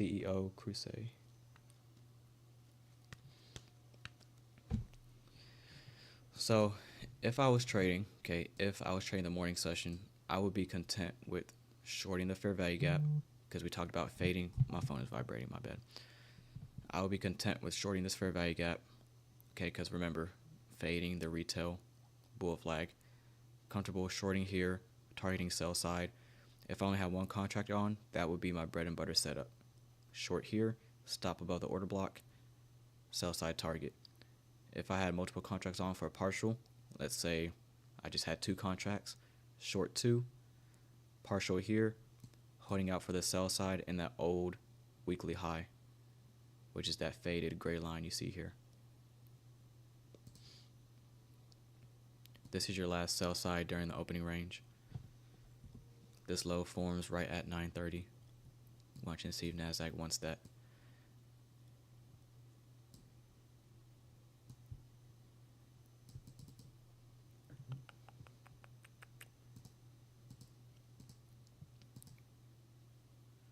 Just fell short of the rejection block.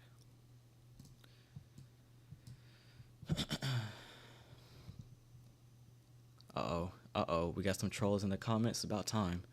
It's been too long. Johnny, what you yapping about? Furu here that can't trade, selling another man's concepts. Johnny, what you yapping about, bro? Did you eat breakfast this morning? Why you waking up so cranky? It's too early for all that. Come on, my man. We gotta do better. I think you should close your laptop or your phone, shut it off, whatever you're watching this stream on, shut it off. Go make you something to eat. Make you something to eat, pour you some Lucky Charms, maybe some Fruit Loops if you're feeling dangerous.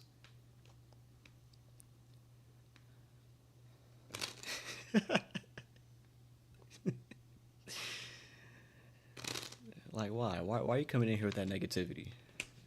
Oh, you want my broker statements? That's what it is. Johnny, get you some rest. Get you some rest, Johnny. Sell side just fell short of it. Tricks. Silly, Johnny. Tricks are for kids. Johnny, you tried to buy this fair value gap, didn't you, Johnny? Damn it. I told you don't do that. There's your sell side, and there's that old weekly high.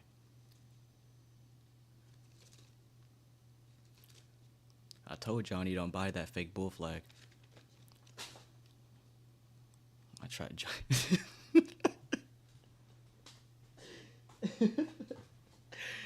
Johnny blew his paper train account. It's okay, Johnny. I've been there. We've all been there. If you bought that fair value gap, it's not that big of a deal. Losses are normal. I take losses too. Like, everybody loses. As long as you manage your risk, like, who cares? If you show profitable broker statements, I'll come back and apologize. Johnny, I don't need your apology. I'm good. Go get you some Lucky Charms. But we're going to go ahead and get you in timeout real quick. Only 15 minutes. I'll put you in timeout for 15 minutes, then you could come back, I promise. Go make you some Lucky Charms and come back and talk to me. All right.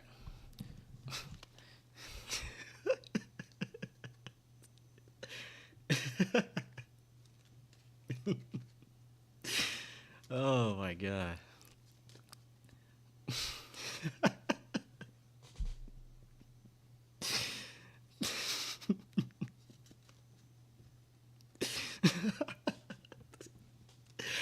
Oh, shout out Johnny.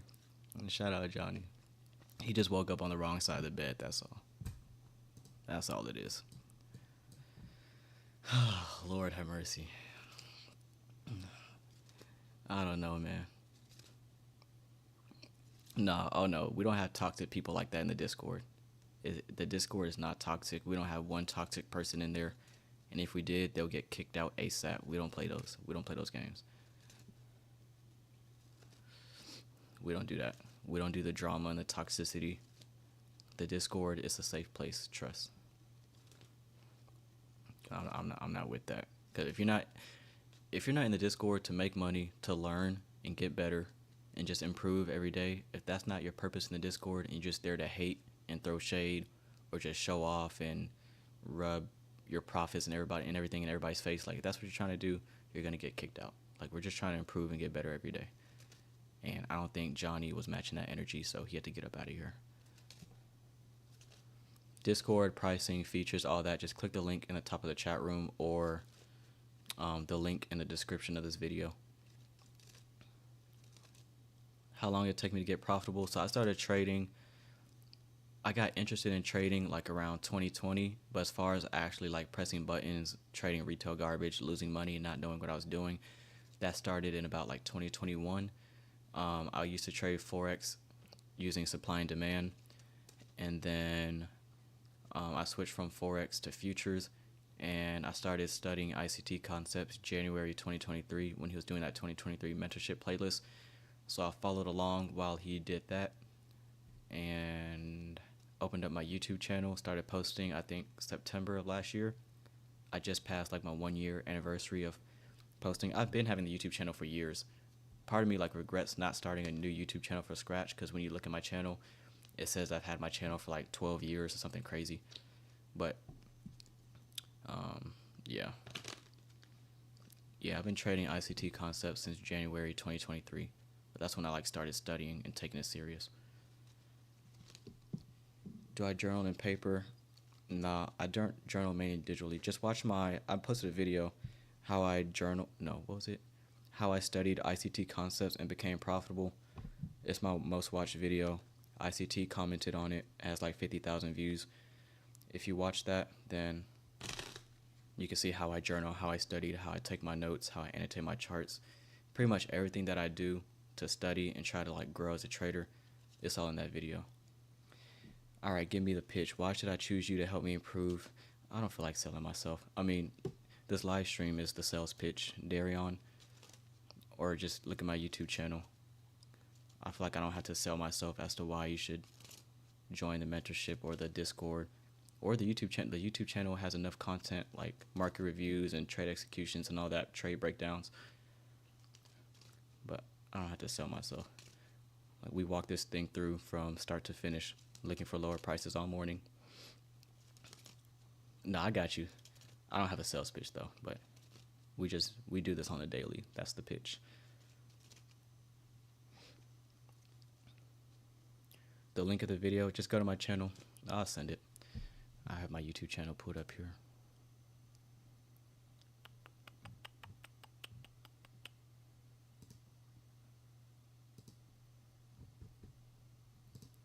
One second. Tagging that old weekly high. Look at the bodies respecting the sell side. Beautiful. Targets getting hit. No CRT needed. So there's the video. How I study, how I take notes and all that. I just sent it in the chat room. Yeah, sales pitch, we fade Johnny. That's exactly what we do.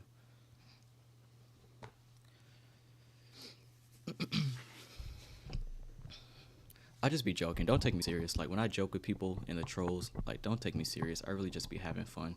But at the end of the day, I really want everybody to make money. Like, I don't have any kind of hate, any kind of resentment. I don't wish bad on nobody. I just like playing with the trolls a little bit, but I wish everybody the best. I don't take it serious. We just having fun. My mom does not trade. Nobody in my family trades, I don't think.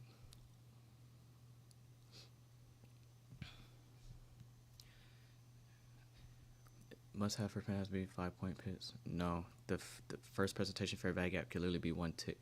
It doesn't matter. I don't know who came up with has to be at least 5 points. I see you, bro. You don't gotta type in all caps. I see your question. I got you.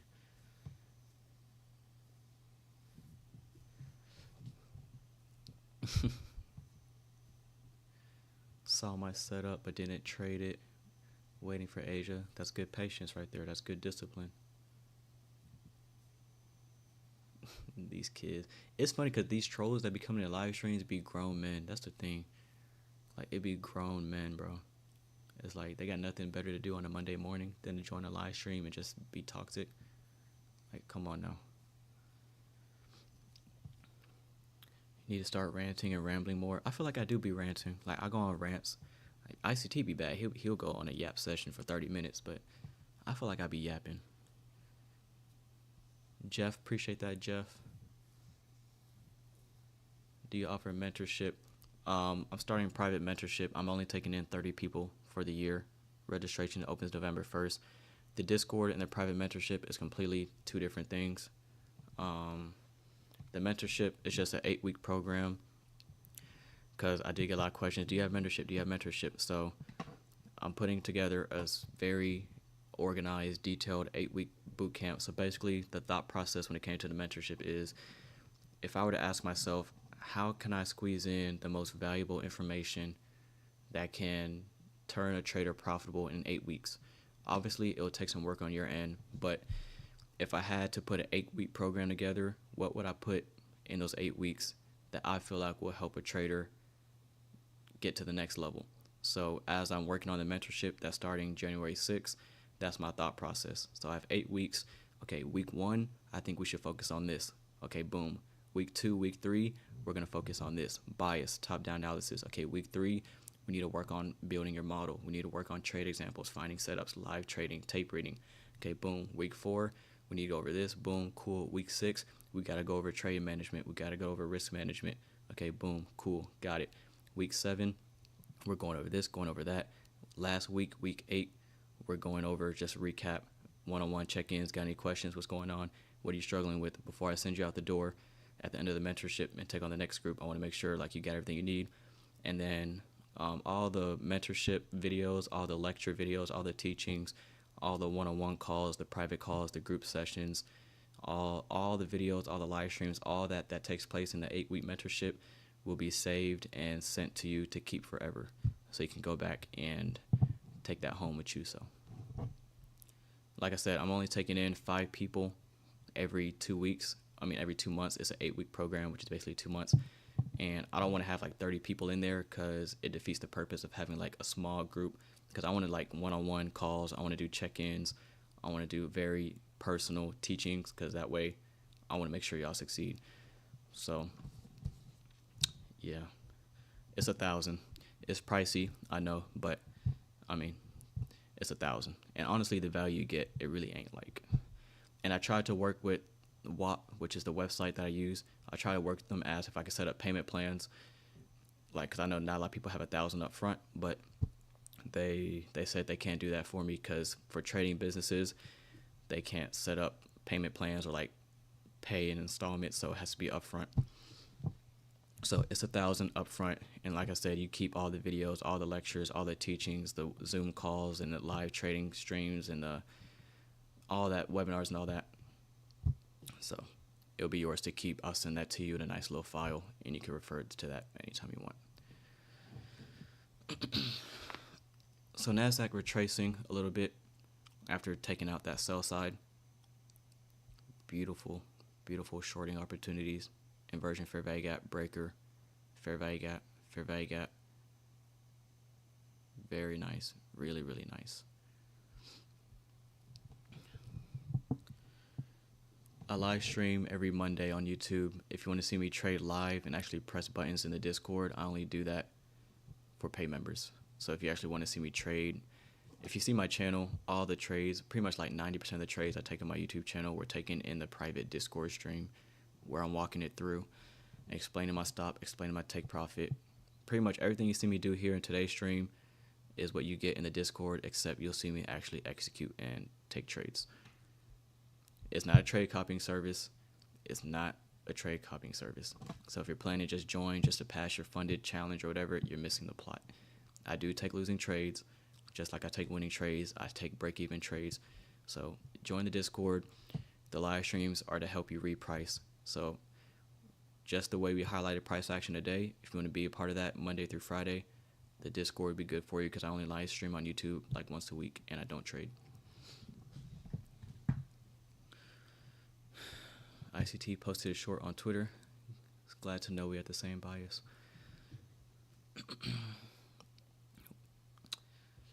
So I was planning on staying on until lunch. We still got 45 minutes. I'm having a good time, so we'll stay on until 12. But if I was trading this morning session, I would be content with this. All targets hit. Like that is more than enough for this morning session. I wouldn't care what happens as we head into the lunch hour. I wouldn't care about the PM session. Like, this is enough for me. But since I said we'll stay on until 12, we'll stay on for another 45 minutes. Model, I don't have a specific model. A lot of people ask, what's my model? If you go to my YouTube channel, the trade executions playlist I have, like if you go way to the beginning, I used to trade optimal trade entry, but as my understanding of price action grew and improved, the optimal trade entry became like a little, like it wasn't advanced enough, I guess, if you want to put it that way, because I didn't understand breakaway gaps, like something right here. Because this is what happened a lot when I was trading optimal trade entry. So I'll be waiting, like I'll take this price leg from this high to this low, and I still have the optimal trade entry setting saved on this fib because I used to trade it. So right here, draw it all the way through. I'll be waiting for price to come back to 70% retracement or whatever. But as my understanding of price action improved, I don't want to see this fair value gap traded to. So in order for this optimal trade entry to give me a feel, what has to happen? Well, that means we're trading inside this fair value gap. And I will constantly miss out on trades because I'll be waiting on optimal trade entry. So eventually, I was like, you know what? I think my understanding of price action is good enough to the point where I don't need optimal trade entry, and I could just trade based on what I see in the chart. So, but as far as my model, it's whatever makes sense. I don't have a specific PD array. I'll use my bad. My phone is always on my desk and it's vibrating. I need to put on Do Not Disturb. But I apologize for that. It's not loud to me, but the microphone picks up everything and it's loud. It could be a fair value gap entry. It could be a breaker entry. It could be a mitigation block entry. It could be immediate rebalance. It could be an order block, volume imbalance, like propulsion block. It doesn't matter. Like, I'll get in with anything if it makes sense. It could be like consequent encroachment of a wick. It could be anything. So like, just look at all the trade executions on my channel. There's a lot of different PD array entries.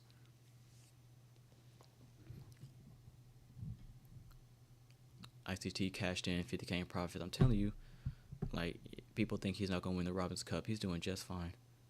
He's not sweating it. Trust. Like, he's trading. He's catching crazy setups, but I think he's waiting to run that Robins Cup account up. He's trying to win in stunning fashion. So, how do you know that fair value gap will get hit? We're looking for lower prices. We're bearish. We're already in too much of a deep premium. We don't want to see higher prices. Unicorn Queen, appreciate you. Yeah, Johnny, his 10 minutes should be up, huh? He should be here. I didn't put him in timeout for that long. He should be, like, he's free now. Oh, God. Lord have mercy.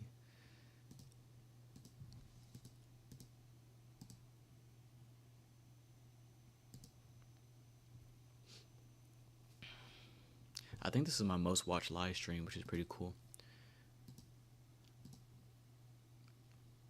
Shout out to everybody tuning in. Shout out to everybody who's been tuning in since 9:30. Actually, no, I started streaming at 9, so we're already over 2 hours. So shout out to everybody who's still rocking.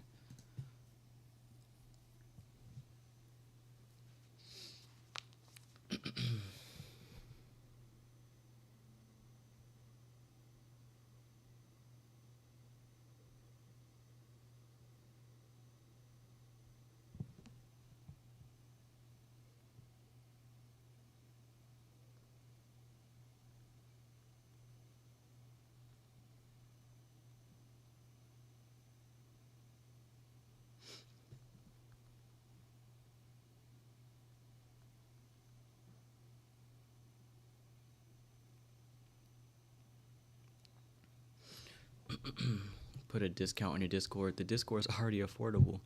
I did research out on other Discords before I put a price tag on mine. People are charging $100 a month, $200 a month, $500 a month, $1,000 one-time payment for lifetime. Like, the Discord compared to what's out there, and the quality, the value that you get in the Discord and the community that you get, like, it is discounted. I should up the price, and I'm letting y'all know now. So don't get mad at me when it happens. Prices in Discord is going up next year. So if you didn't get in, current members, current users aren't going to be affected. Okay, you get in at the price you got in. But next year, 2025, the price is going up.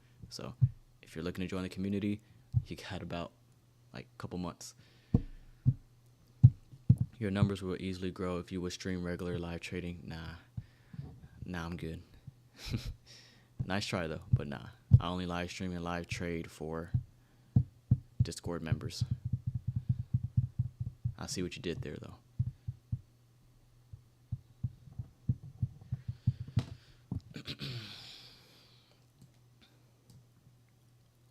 more of a neutral bias. Let's look around the markets. We haven't looked at ES or anything. So S&P cleared out its relative equal lows, its sell side. The Dow didn't take out any sell side, still trending higher, looking nasty, disgusting. Dollar index just fell short of its daily fair value gap again, but now we have equal highs up here. Gold, I have you know. Okay, remember we talked about, for those who were in the beginning of the stream, I know a lot of you just tuned in a little later, but we have the sell side on the 15-minute chart. Okay, I said right when price was all the way up here, if you're aiming for sell side, you have to make a note of the rejection block, because you notice how the bodies are all staying right here. Okay, the bulk of the volume is in the bodies of the candles. So if you're aiming for sell side and you're in a short, you need to take a partial at the lowest closing price, which is the rejection block. Because this sell side, yes, there's sell side underneath this low, but wicks is like small little fuzzy price action, but the bulk of the volume is in the bodies. So we did take out sell side. The rejection block is a liquidity pool. That's why I have it annotated there. And then consequent encroachment of the wick. And then the sell side is your best case scenario target, but definitely need to make a note of the rejection block, because you can see something like this. All right. Let's look at euro. Euro dollar, I still think it wants to make a run for its daily low. Sell side here. And then how far beneath that sell side can euro dollar go? We have this fair value gap on the daily chart. I'm annotating the high of it here.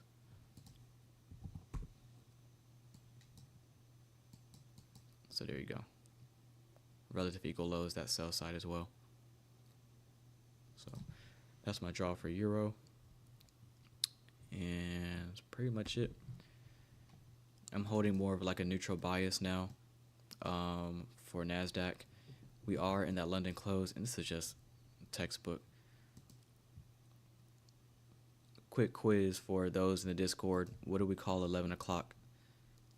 What is the nickname for 11 o'clock? What time period do we call that? Let's see who's been listening, because this is a beautiful retracement.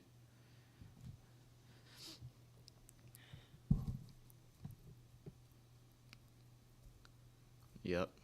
Profit taking hour. Profit taking hour is what I was looking for. London macro, all that, reversal hour, same thing. But profit taking hour.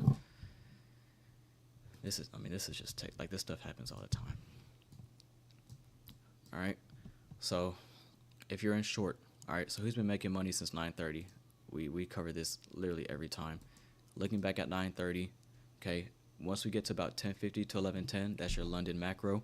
Okay, London close macro, profit taking hour is what ICT calls it, so that's what I like to call it. Okay, as you approach 11 o'clock, you want to start scaling out of your position, taking partials, because 11 a.m. typically brings a retracement or just a full out reversal. Okay, go into your charts, back test 2-3 weeks, a whole month, looking at 10:50 to 11:10. You don't even need to have anything on your chart. Just go into old data and just look at the 10:50 to 11:10 20-minute window and see if you get a retracement or reversal. It happens all the time. Looking back since 9:30, who's been making money all morning so far? Okay, well, think about it. Let me take some of this off real quick. Clear this up, because this is going to help somebody.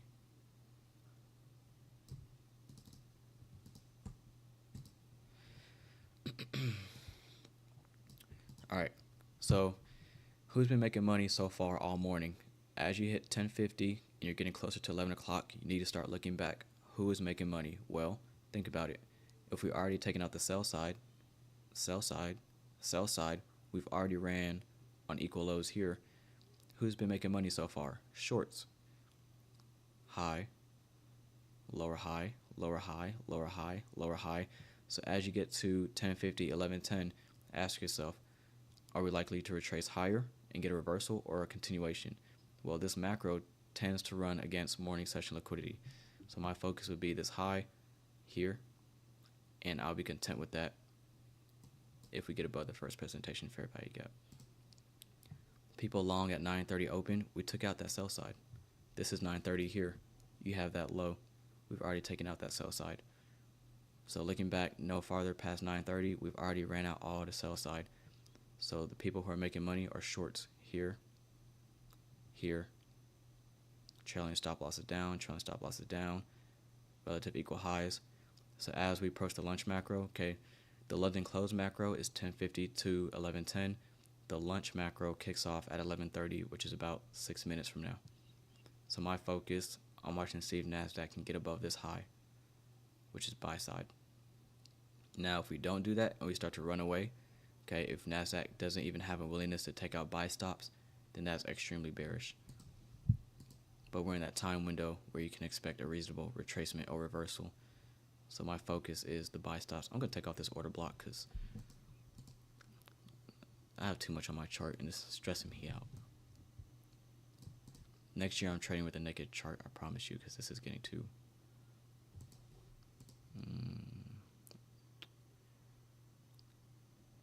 Pretty much everything on my chart is important, so I can't really clear anything off, but oh well.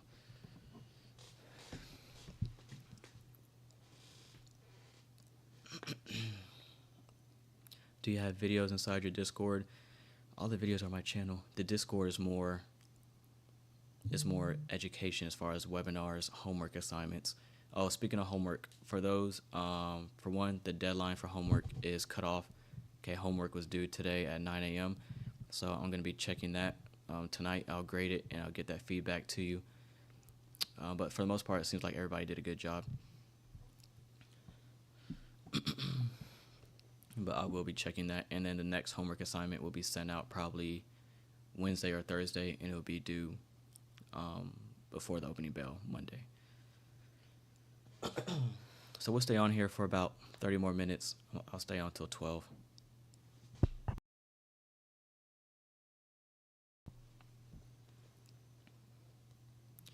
What is your view on trading the PM session after a profitable AM session? Why would you do that?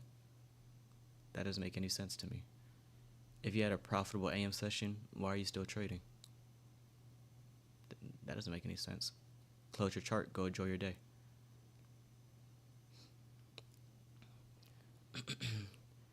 Yeah, that's absolutely throwing extra risk. You're opening yourself up to more risk. You're opening yourself up to the possibility of going on tilt, because you already know what's going to happen. You make $200 in the morning session. You should walk away and be done for the day.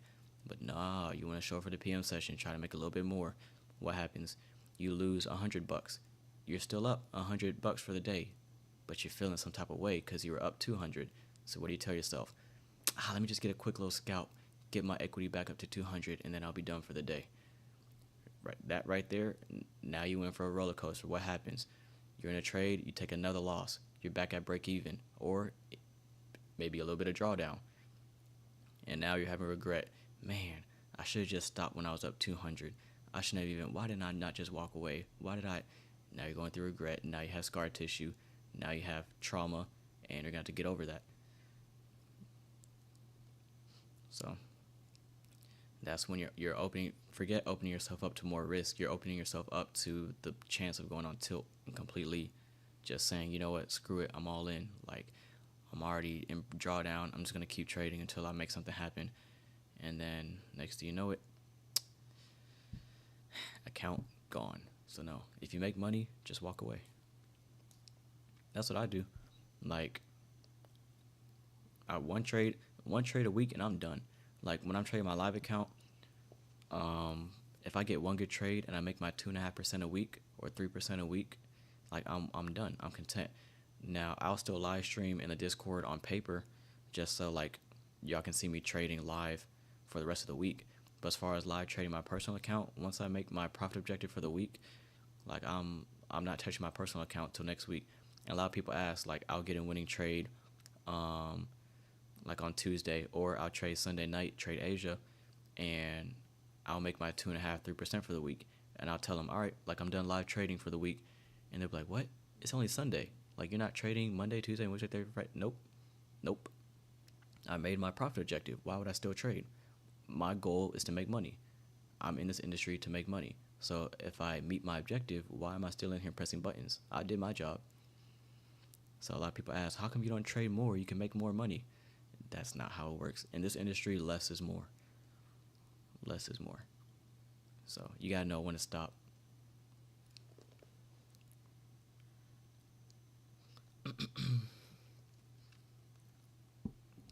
Trading back down.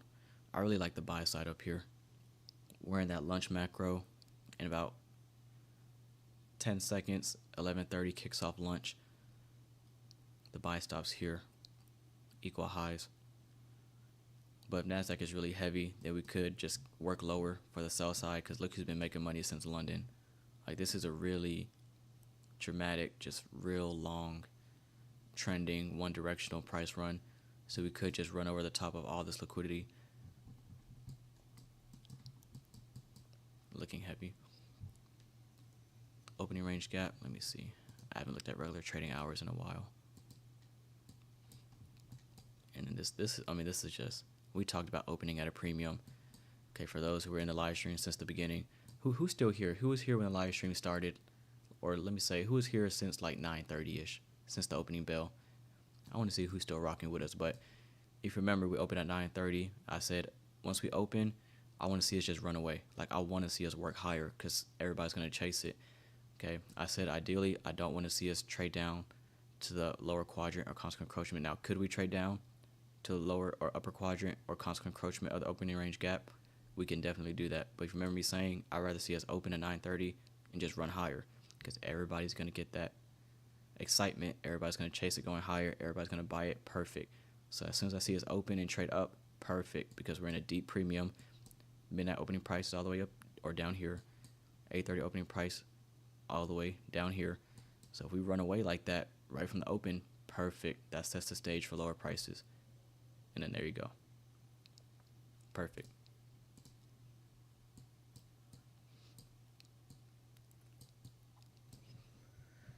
Okay, we got a lot of people here still rocking with us.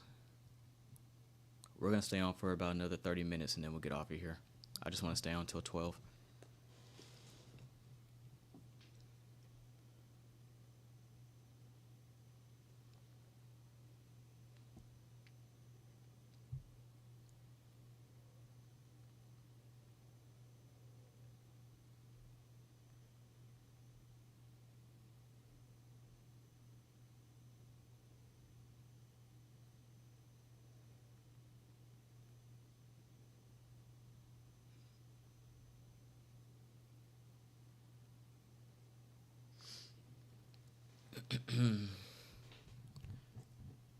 Still here? That's what's up. Okay.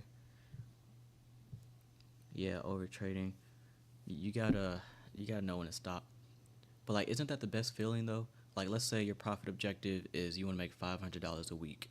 If you make that $500 on a Monday, what's wrong with not trading Tuesday, Wednesday, Thursday, Friday? But here's the cool part. You could still be productive. You could still improve your trading by paper trading or demo or tape reading.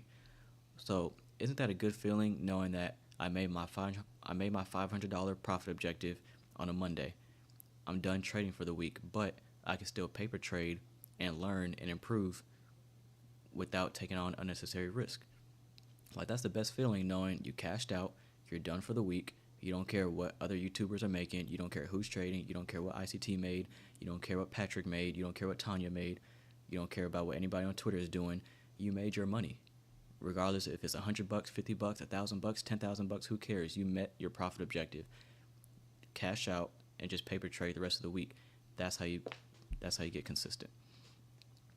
That's the real key to making 10% a month consistently. How do you make 6% a month consistently? How do you make 8% consistently? How do you make 10% consistently? Half of it is just knowing when to stop. Because a lot of people, they start off the week, they're up 2% for the week. How many times have you been up 2% early in the week, and then you keep trading and you finish the week break even or in drawdown? You got to know when to stop. So if you make your 2% or 1% or 1.5%, whatever it is that your profit objective is for the week, once you make that, stop. Congratulations. Not just do that 3 more times and you just made 6% a month, 8% a month, 10% a month. It's that easy. One good trade a week, and you can make 10% a month. But you just have to know when to stop and get out of your own way. Paper trading is demo trading. It's just another word for demo. Like right here, trading view, paper trading account. This is paper. Okay, I could press buy or sell. I could do all that. It's fake money. It's just practice. It doesn't do anything. So you could practice paper trading and doing all that. okay, without taking on unnecessary risk.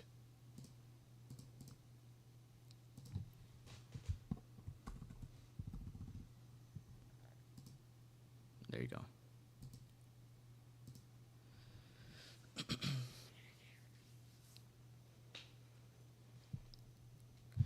I'm watching this fair value gap. I'm watching to see if it can stay open. I still like the buy side because we're in that lunch macro. So if this fair value gap stays open, or at least the lower half, that's bullishness. And I'll be looking for this high up here as a drawn liquidity. Lunch macro starts at 11:30, which is right here. But I don't want to see us completely reprice and fill in this inefficiency. If we do that, then we're likely just continue working lower prices. But if we leave this open, or at least the lower half, that signs a strong order flow, and I'll be confident aiming for the buy side. Is Top Step good? I think they're cool. I think Top Step's one of the better prop firms. I like their professionalism. I like how they live stream every morning. But everybody knows I'm much more on the side of personal funds, real funds. Arno, appreciate you tuning in. Yeah, I'm going to stay on for just 20 more minutes, and then we'll wrap it up. This has been a fun stream, though. I just want to see if NASDAQ wants to make a run for that buy side. If it does that before 12 o'clock, then we'll cut it.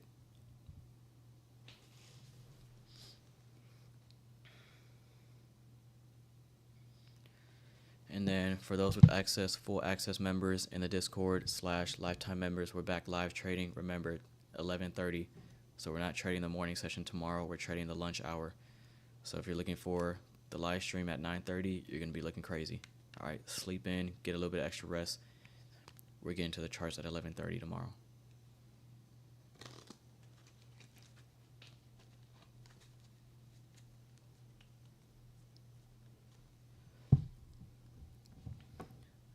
Do you have a goal for personal account size? Yes. I'm not going to share it, but I do want to build my personal account to a certain dollar amount. And hopefully by the end of the year, I should be there.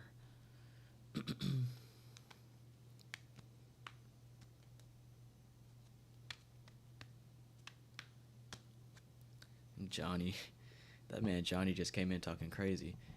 I think he feels better. He hasn't came back and started talking trash, so maybe he made himself some lucky charms, started feeling better, and realized he was just acting a little unreasonable. So that's all you do. Like, whenever you see trolls like that, you just gotta tell them, like, go eat something. Most of the times they're hungry, they're on an empty stomach, they're a little grouchy. You know, he woke up, just make you some cereal, it'll be okay. I had to put him in timeout for a little bit, but it was for his own good.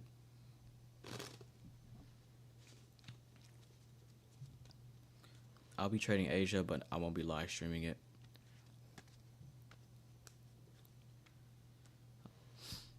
Right now, I'm aiming for 12% a month. I just updated my trading plan like a couple of days ago. I used to aim for 8 to 10% a month. I was hitting that pretty consistently, so now I'm upping that up to 12% a month. And my scare strategies will stop working one day. It's not going to stop working. I have no fear. I have no fear. I trust in the Lord. What's there to be scared of? There's nothing to be scared of. The markets are algorithmic.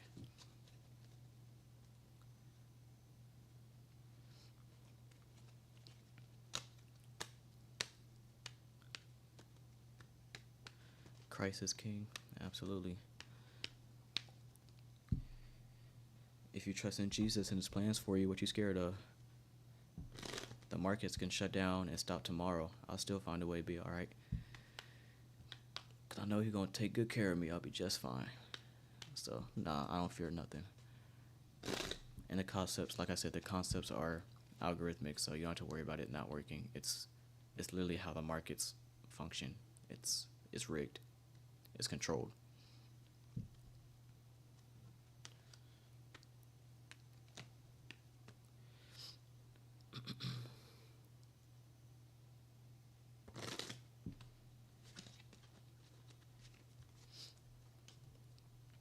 Yep. Well said, Mike. Well said.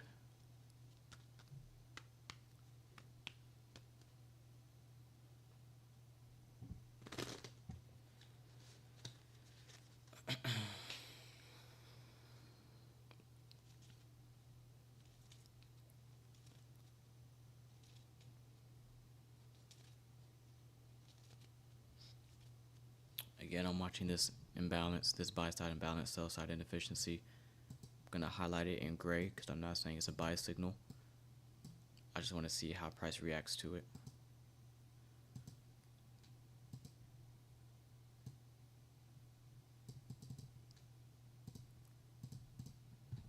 So right there, how we already traded to consequent encroachment. If NASDAQ was to go higher, it had to do it right here. Because if you're bullish, you don't want to see the lower half of PD arrays get traded to. So NASDAQ already shooting straight down to consequent encroachment. It's looking a little heavy. Now if we were to reprice all the way down to the low, ideally that's not what you want to see. Can't join the Discord, it's probably your country. I think like India has problems, and there's another region, I don't know. Where are you from? King Wisdom, because it's probably your country. You might have to use like a VPN or something if you want to join the Discord, but it's out of my control.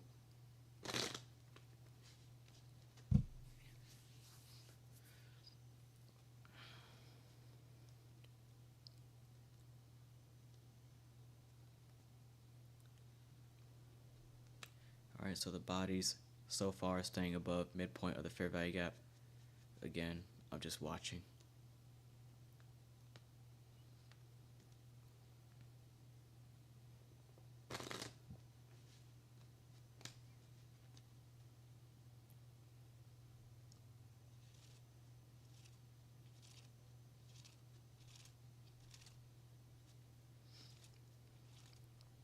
It'll go to 20,487. Yeah, that's fair.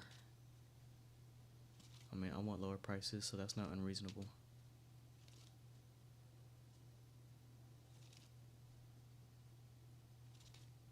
I wasn't always that much religious. 3 months ago, came more and more like faith. I started reading this much.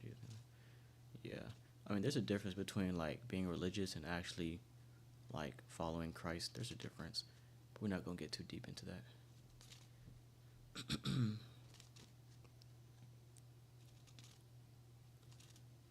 Zoom in a little bit.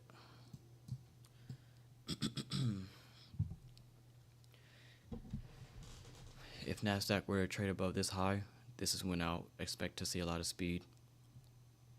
So we talked about this in a webinar one time in the Discord. You have this price leg trading down into a discount PD array. That short-term high that forms on the retracement, should we take out that high, you're watching for speed. That's when you want to see fast up-close candles rip through it.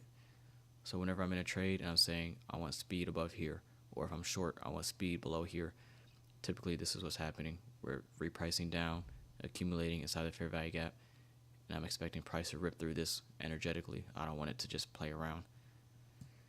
So should NASDAQ take out that high, I would want it to do it in a manner that's fast and aggressive.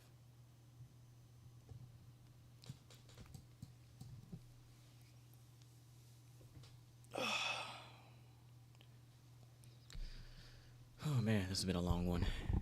Whereas it's been, what, 2 hours and 45 minutes? Sheesh.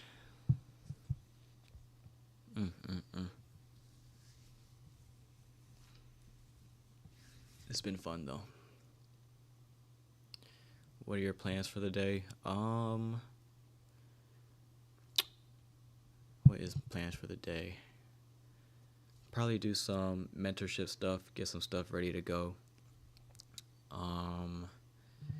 Edit some videos, and then hanging out with a friend later. Gonna go grab a bite to eat downtown. And probably play a little bit of 2K. Just chill, really. Go to the gym after this workout. Hitting legs today. Nothing crazy. I really just be chilling. What do you think about 5R trades? I mean, I don't really target a specific risk to reward. I really just target price action, liquidity, fair value gaps. I don't really care about the risk to reward. I mean, if you're getting in at logical levels, your risk to reward is going to be nice. Insane Phoenix, appreciate it. Thanks for tuning in. Have a good one.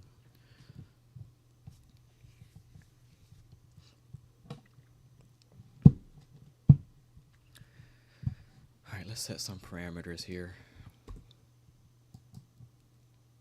So we're going to do this. sell side underneath this low. And if NASDAQ takes out the buy side above this high or the sell side underneath this low, we'll call it a day.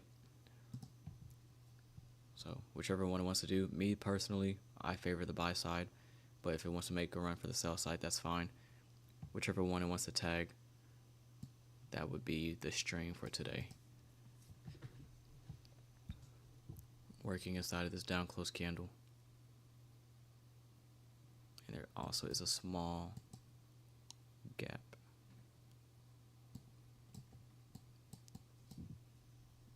But I favor the buy side, just given the fact, since we're in that time window where we're running against morning session liquidity. Any other time during the day, I would favor the buy side, but a classic characteristic of London close and the 11:30 lunch macro, it runs against liquidity from the morning, and right now that's the buy stops being trailed down from this high. Buy stops, buy stops, buy stops, buy stops.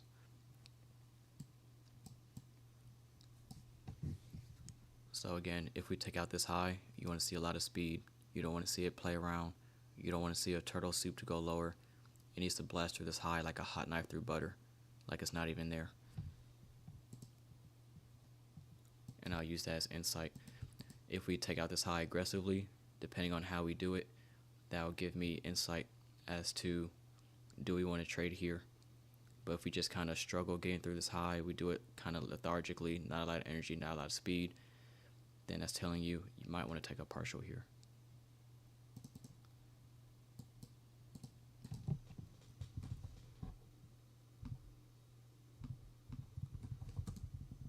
So this is when you always see me, when you're watching my live trades, or for those in the Discord, when you watch me trade, we'll always say, I want speed above here. This is the logic. Whoops. Hold on. Bear with me. So can we displace, get a strong close? Can we get large up close candles? If we do like we're doing here, just poke above this high and retrace all the way down, that's telling you that it's probably not as bullish as you would like, and you should probably take a partial here should we get above it. How often do you stream? Paid group in Discord, I stream every day.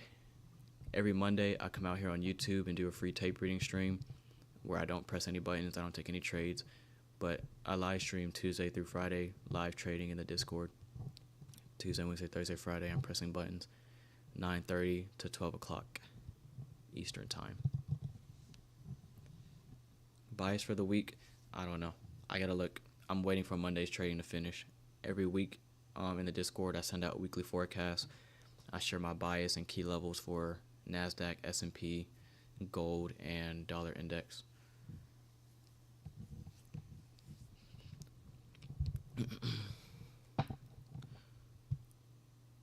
So trading above that high. So far, I still want a little bit more aggression. Always saw your lives pop up and thought, who is this Tremaine trader? Today's the first time. Man, you would always see my lives and never click on it. That's crazy. Where's the love? I'm just kidding. It's cool to know YouTube is pushing my live streams out there. I get a lot of new people who see me for the first time. So, glad to have y'all.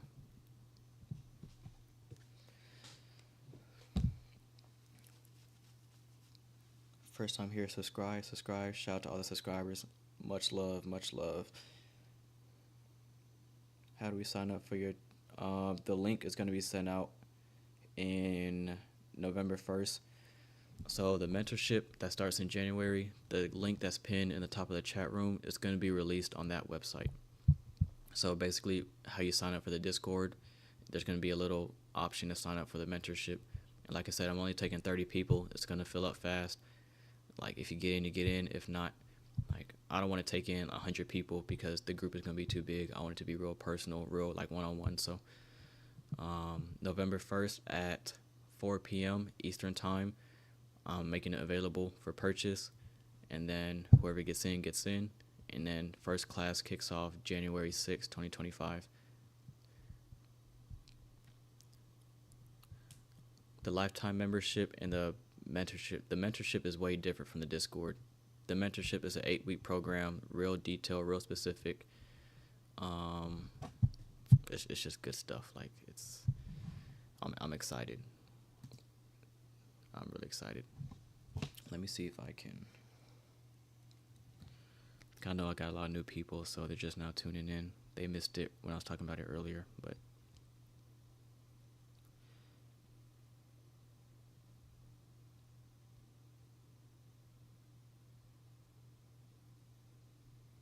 all right. So in the chat room, I'm pasting a link for those who are interested. Nobody's forcing you, but for those who are interested in the private, this is the speed that I like to see. That's exactly what I wanted. But for those who are interested in the mentorship, that link I sent, it'll take you to the community post where you can see the outline, you can see the pricing, you can see the format, how the mentorship is set up, all the information. Click the link, it'll take you straight there if you want to learn more.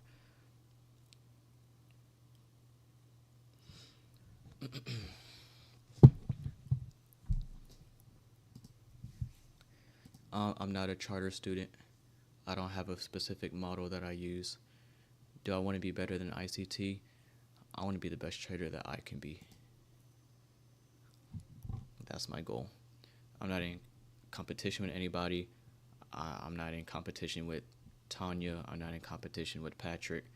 I'm not in competition with ICT. I'm not in competition with Romeo.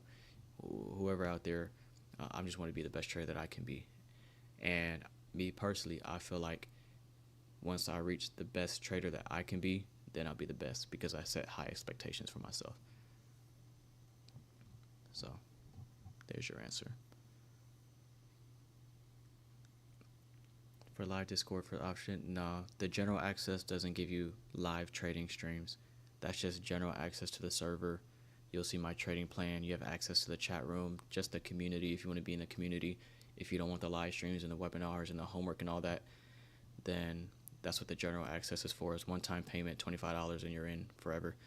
But if you want the live streams and the webinars and the teachings and homework assignments, and I'll check it and all that, and there's a private chat room just for the paid members. If you want that private community with the live streams and all that, then you need full access or the lifetime member. So just feel assured that buy side, I'm watching this fair value gap in this down close candle. And again, should we take out buy side or sell side, whichever one we do first, I don't really care. Then we'll go ahead and wrap up the stream. But I'm watching this down close candle, bullish order block, see if that could take us higher into the liquidity. And then we have that first presentation fair value gap. It's like a magnet for price action. Yes, the lifetime 250, you'll be able to watch me trade live. How many people in Discord? We have about 1,800, 1,800. It's a decent size. It's not the biggest, obviously, but it's not chaotic, and it's not toxic. So we'll probably be at 2,000 by the end of the year.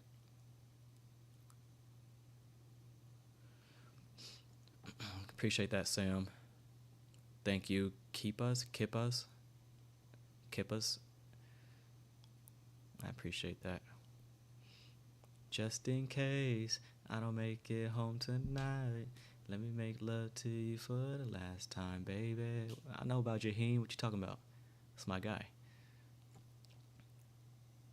Gonna cherish each moment like the last, 'cause baby, you're all that I have. So just in case. That's my song. I think what makes people come in numbers is because your charts, when I saw those before, it's super clean.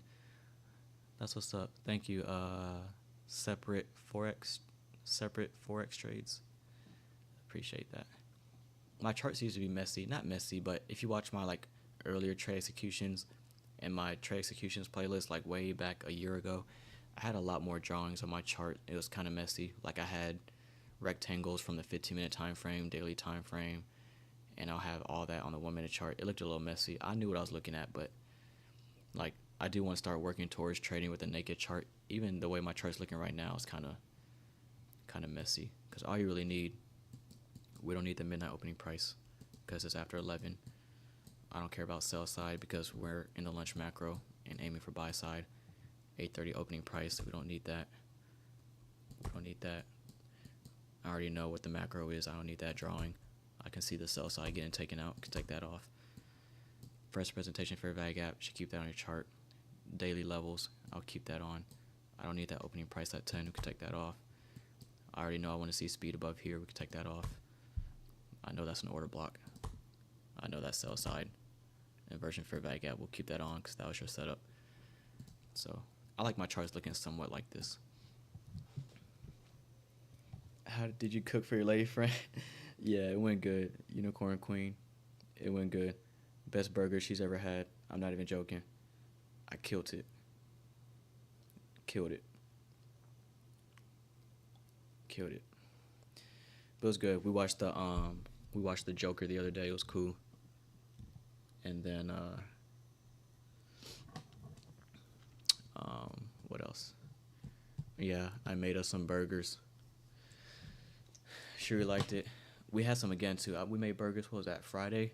I made us burgers. I made her one, and then the next day she wanted some more, and I made her two because they're that good. I'm not trying to gas myself up, but I could do a little something in that kitchen. I'm not Gordon Ramsay or nothing, but I do my little thing in there. Appreciate that, Unicorn Queen. I appreciate it. Definitely a little bit of an old soul. Best burger. I'm trying to tell you. I didn't have the little grill thing, but burger in the skillet. Boom. Get it right. Add the Swiss cheese on top while it's still in the skillet so it melts on there. You put your butter in a separate pan.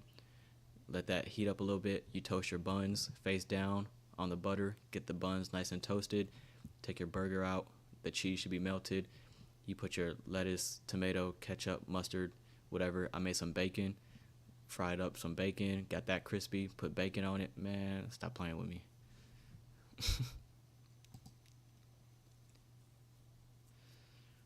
Any reason you don't think the opening range gap comes to encroachment? We're in the time window where we're running against morning session liquidity. And I'm going to put all those drawings back on actually because I send out the screenshots in the Discord once the morning session is over so people can go back and study. There's a channel in there called Daily Screenshots. And every morning session, I post my annotations so you can go back and back test if you want to look at. So basically it'll look like this. So from 9:30 all the way to 12, I'll post a daily screenshot, all my chart annotations. So if you want to back test your setup, if you want to back test something specific, I have daily screenshots of every morning session going back for almost a year, and it looks just like this. So even I do that sometimes. I'll go back and I'll look at my own charts. I'll look at what happened during macros. I'll look for specific things in price. If ICT mentions something in a live stream, I'll go back into that daily screenshots channel, and I'll look at all my old annotations to see if I could see those examples. It's pretty cool. See you, Andy. Appreciate it. Yeah, we're going to stay on for 2 more minutes. I just want to see us run out with the buy side. Once we do that, then we'll call it a day. But this has been really fun. No bacon. Bacon's good. I do like turkey bacon better, though. But I wasn't finna put turkey bacon on her burger. Like, it's borderline, like, disrespectful. Thank you. Appreciate it, Unicorn Queen. Mama's definitely proud. For sure. I wonder if she's still watching. Mama, you still in here? It's been like 3 hours now. I'm actually curious.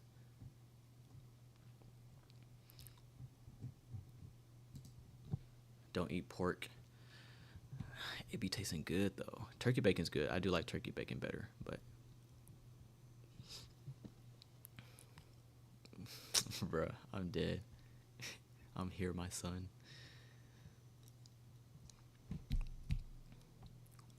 Just waiting for NASDAQ to take out the buy side, then we'll call it a day.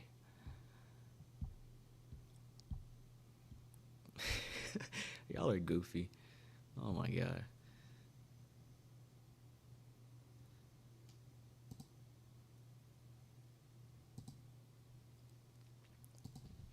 Yeah, it's my room. I send her sometimes, like, we do this free live streams every Monday. I'll send her the link in the morning so she could tune in and watch, see what we got going on. She might have tuned out because this was a long one.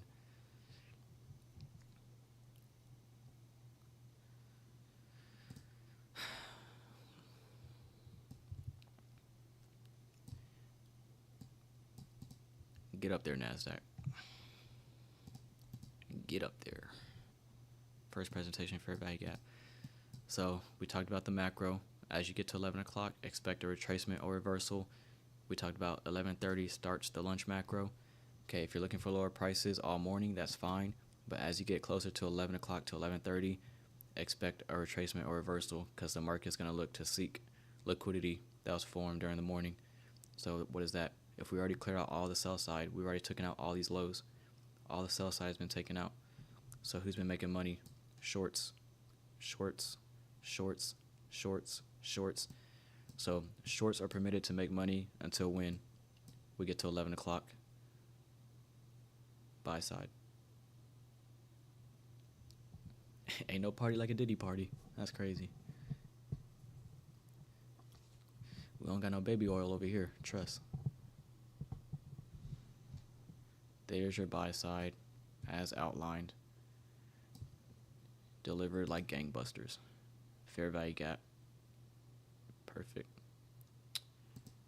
Perfect, perfect, perfect.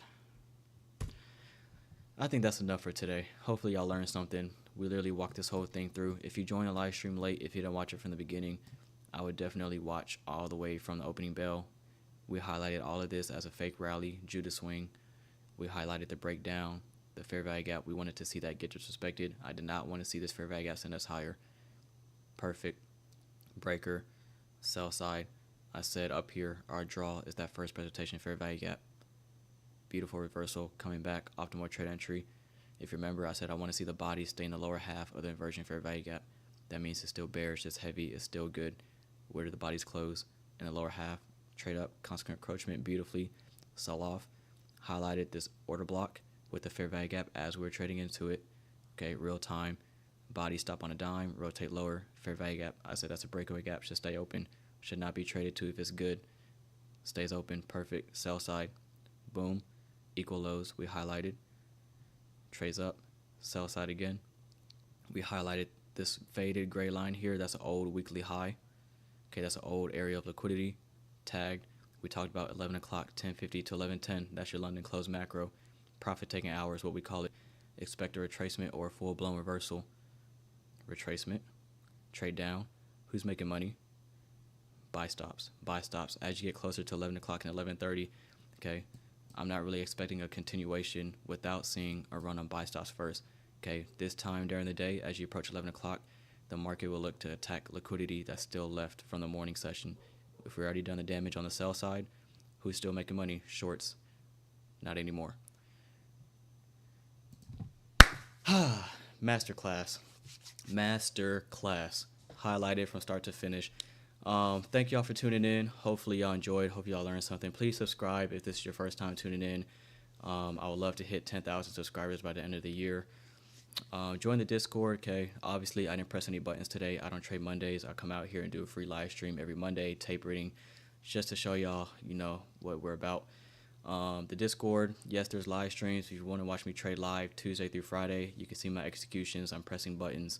I'm walking it through. I'm doing all that good stuff, explaining my stop. I do take losing trades. I'm not perfect. If you're in the live streams just to copy my trades, you will lose trades just like you'll win trades. Okay, the live streams are to help you learn how to reprice. So join the Discord. Click the link in the top of the chat room if you're not in there already, or click the link in the description of this live. For those already in the Discord, full access, lifetime. I will be checking the homework later today, and I'll be getting that feedback to you. Remember, tomorrow we're live trading at 11:30. Okay, 9:30 I will not be live. 11:30 we're trading the lunch hour tomorrow. All right, that's it. Hope to see all y'all in the Discord. Appreciate y'all tuning in. Love y'all. And Discord members, I'll see you in the live stream tomorrow morning at 11:30. All right, peace.